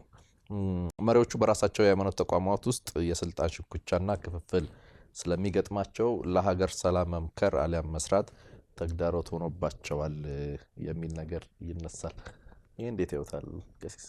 ያው እንግዲህ ግጭት እኮ ስጠነስስ እኮ የሆነ ቅድም ብለናል እኮ አንዱ ቸርች ፖለቲክስ ይባላል ወይንም ደግሞ ሪሊጂየስ ፖለቲክስ ምንለው የምናደርገው ይሻላል። ያው ለምን የዛኛው ፖለቲክስ ራሱን የቻለ ቢሆንም ቱ ዘ ሪቨርስ ግን እዚህ ጋር ማምጣት ትችላለ ያንን ወይ እና ዞሮ ዞሮ ምንድነው የዚህ ቸርች ፖለቲክሱ ስልጣን እንትን ለማድረግ ሲሆን ወደዚህ ኢንፎርማል የሆነ አደረጃጀትን ይፈጥራሉ። እንዲህ አይነት ነገር ሁከቶችን ሰላም እንዳይፈጠር በየቤተ እምነቱ ውስጥ ምናምን በተለይ ምርጫ ምናምን ሲደርስ ወይም ይሾሙበት ለመሾም ወይም ደግሞ ያ ሰንበዲ የሚጠሉት አካል እንዳይሾም ለማድረግ እንደዚህ አይነት እንትኖች ይሰራሉ። አንዳንድ ነገሮችን በተለያዩ አሰስመንቶችም ውጤቶች የመጡ ስላሉ እንደዚህ አይነት ነገሮች አሉ። እኔ መስማማበት እንግዲህ አሉ። ግን ያው የቸርች ፖለቲክስ ነው ውጤቱ ምንድነው? ስልጣን ነው፣ ሃይማኖት አይደለም። የመንፈሳዊ ወንበርም ሆኖ ድሮ የነበሩ አባቶቻችን ያው እንግዲህ በመንፈስ ቅዱስ ተመርጫለሁ ብለው ነው መንፈስ ቅዱስና አባቶቹ መረጡ ብለን ነው የምነሳ። አሁን ላይ ያለው ግን ያው በውስጥ ለውስጥ ሄደ ሎቢስት ቀጥረ ብዙ ፕሮፋይልህን በዛዛ ገንዘብ ከፍለ በጣም ሚሊየንስ ገንዘብም እኮ ይከፈላል እዛ ጋር ይበተናል። እና ብዙ ነገር ድካም ደክመ ነው የሆነ ነገር የሰውም ደምም ሊሆን ይችላል አስፈስሰ ሊሆን ይችላል። ማንተ የማይቀበል አካል ካለ ሐሳቡን እምቢ ካለ ደግሞ ራሱን ሁለቱን እና መንገድ ተከትለ ነው የምታመጣውና ይኖራል ብዬ አስባለሁ። እርስዎ በመጽሐፎት ላይ አንድ ቦታ ላይ በመላው አህጉር በሚገኙ ባህሎችና የእምነት ሰዎች ባህሎች አህጉራትና በሚገኙ ባህሎች የእምነት ሰዎች ተአማኒ ናቸው ብለው አስቀምጠውላቸዋል። በእርግጥ እንደዛ ናቸው? ኮንቴክስቱ እሱን ነው የሚያሳየው። ለምን የእምነት መሪ ነው ከተባለ የመጣንበት ባህል እሱን ያሳያል። ቅዱስ ናቸው፣ ብፁዕ ናቸው፣ ንጹህ ናቸው ነብይ ናቸው ሐዋርያ ናቸው ተብሎ ይታሰባል። እሱን እሳቤ ቁጭ አድርጌ በኮቴሽን ነገር ግን አሁን ላይ ላለ ነው በዛ ልክ ነን ወይ ካልን ጥያቄ ውስጥ ነን ነው። እናጥራ ያልኩ ካባችንን እናራግፍ ቅድም ያልኩ ማለት ነው። በዛ ልክ አይደለንም አብይ ነው እና ወደዛኛው መምጣት አለብን። መስተካከል መቻል አለብን። አባት መሽተት አለብን። ልብሳችን፣ ንግግራችን፣ ህይወታችን፣ አረማመዳችን፣ አካሄዳችን፣ አኗኗራችን ሃይማኖት መንፈሳዊነት ሊሸት ይገባል እንጂ በዛ የተጻራሪ መንገድ መሄድ የለብንም የሚል አለኝ። ነገር ግን በባህል ደረጃ ባለው በታሪክ በትርክቱ ደረጃ ካየነው ትርክቱ እሱን ነው የሚያሳየው። ተአማኒዎች ናቸው፣ ተደማጮች ናቸው፣ ተጽዕኖ ፈጣሪዎች ናቸው፣ ይሰማሉ ተብለው ይደምጣሉ ተብለው የሚታመኑ ናቸው። ስለዚህ አንተ በዛ ልክ ታምናለህ ካልከኝ አሁን ባለን ኮንቴክስት እዛ ጋር ደረጃ ላይ አልደረስንም ብዬ ነው የምወስደው። ነገር ግን ያቀረብኩት በዓለም ደረጃ በዚህ ባህል ውስጥ ስንመጣ ይሄን ያሳያል። ሰላምና የሃይማኖቶችን ሚና አንስተን የገለልተኝነትን ጉዳይ ሳናነሳ መደምደም አንችልም ብዬ አስባለሁ። አንዳንዶች ብዙ የሃይማኖት መሪዎች ወይ ከመንግስት ጋር ወይም ከሌሎች የፖለቲካ ኃይሎች ጋር በመሆን ወይ ጥቅም አላቸው ወይም ደግሞ ፍርሃት አላቸው። ከዛ የተነሳ እውነትን ለመናገር ይቆጠባሉ ወይም በአንዳንድ ጉዳዮች ላይ ገለልተኛ ሆነው ይቆማሉ ይባላል። ይህንን እንዴት ያውታል ቀሲስ? ይሄ ከባድ ነው። ይሄ የራሴን ምልከታ ላስቀምጥ ከመጽሐፌም ውጭ እንደዚህ አይነት ድምዳሜ ላይ ለመድረስ ከባድ ነው። ብዙ የሃይማኖት ሰዎች አሁን ለምሳሌ ለምን ፖለቲከኛ ሆኑ ምናምን ብለን እንትን ስናደርግ የሆነ ነገር ላይ የምትጠጋ የምትሸሸገው ችግር ሲኖርብ ነው። ወይ የአመለካከት ችግር ወይ የህይወት አኗኗር ችግር ወይም የመጣህበት መንገድ ወደ ስልጣንም ይሁን ወደ እንትንም የመጣህበት መንገዱ አቋራጮቹ በራሱ ያን ነገር እንዳትናገር ሊያስደፍሩ ይችላሉ። ከዛ አንጻር ገለልተኛነት መቆምን ይመርጣሉ። የሆነ ነገር ሲኖርብ ሊመዘዝ ይችላል ካርዱ።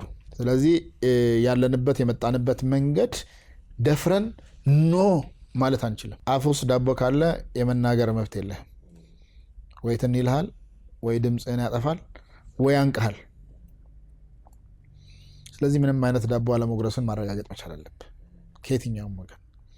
ስለዚህ ደፍረ ለመናገር መጀመሪያ ምንም አይነት ከጀርባ የሚያሳክክ ጉዳይ እንዲኖር አያስፈልግም። ያለዛ የሚያሳክክ ጉዳይ እረፍት ይነሳል። ካሜራውን እረብሻለሁ አሁን የሆነ ጉንዳን ቢበላኝ በቃ እንዲህ የተቆነጠነጥኩም ቢሆን ወይ አክኬ ሶሪ ብዬ አቁሜ እንትን ማድረግ አለብኝ፣ ማውረድ አለብኝ። ያለዛ ግን እያከከኝ ጨርስ ብትለኝ ላልጨርስ እችላለሁ። አግኝተኝ አላሳመኝ። ስለዚህ ብዙ የሃይማኖት መሪዎች ገለልተኛነታቸውና ዝምታን የሚመርጡበት ምክንያት ወይንም ለመናገር የማይደፍሩበት ምክንያት በጀርባቸው የሚያሳክካቸው ወይ ደግሞ አሁን ብዙ ነገር ውስጥ እንዳትከተኝ ብዬ ፈርቼ ነው እንጂ በቃ በጀርባቸው ብዙ ሌላ የተለየ ነገሮች ካላቸው ብዙ የመናገር የወጥቶ የመድፈር ኖ የማለትን ነገር ብዙ አይታይባቸውም እና የዛ ችግር ነው። ያንን ማጥራት ሰነዳቸውን ዶሲያቸውን የማጥራት ግዴታ ይጠበቅባቸዋል ማለት ነው።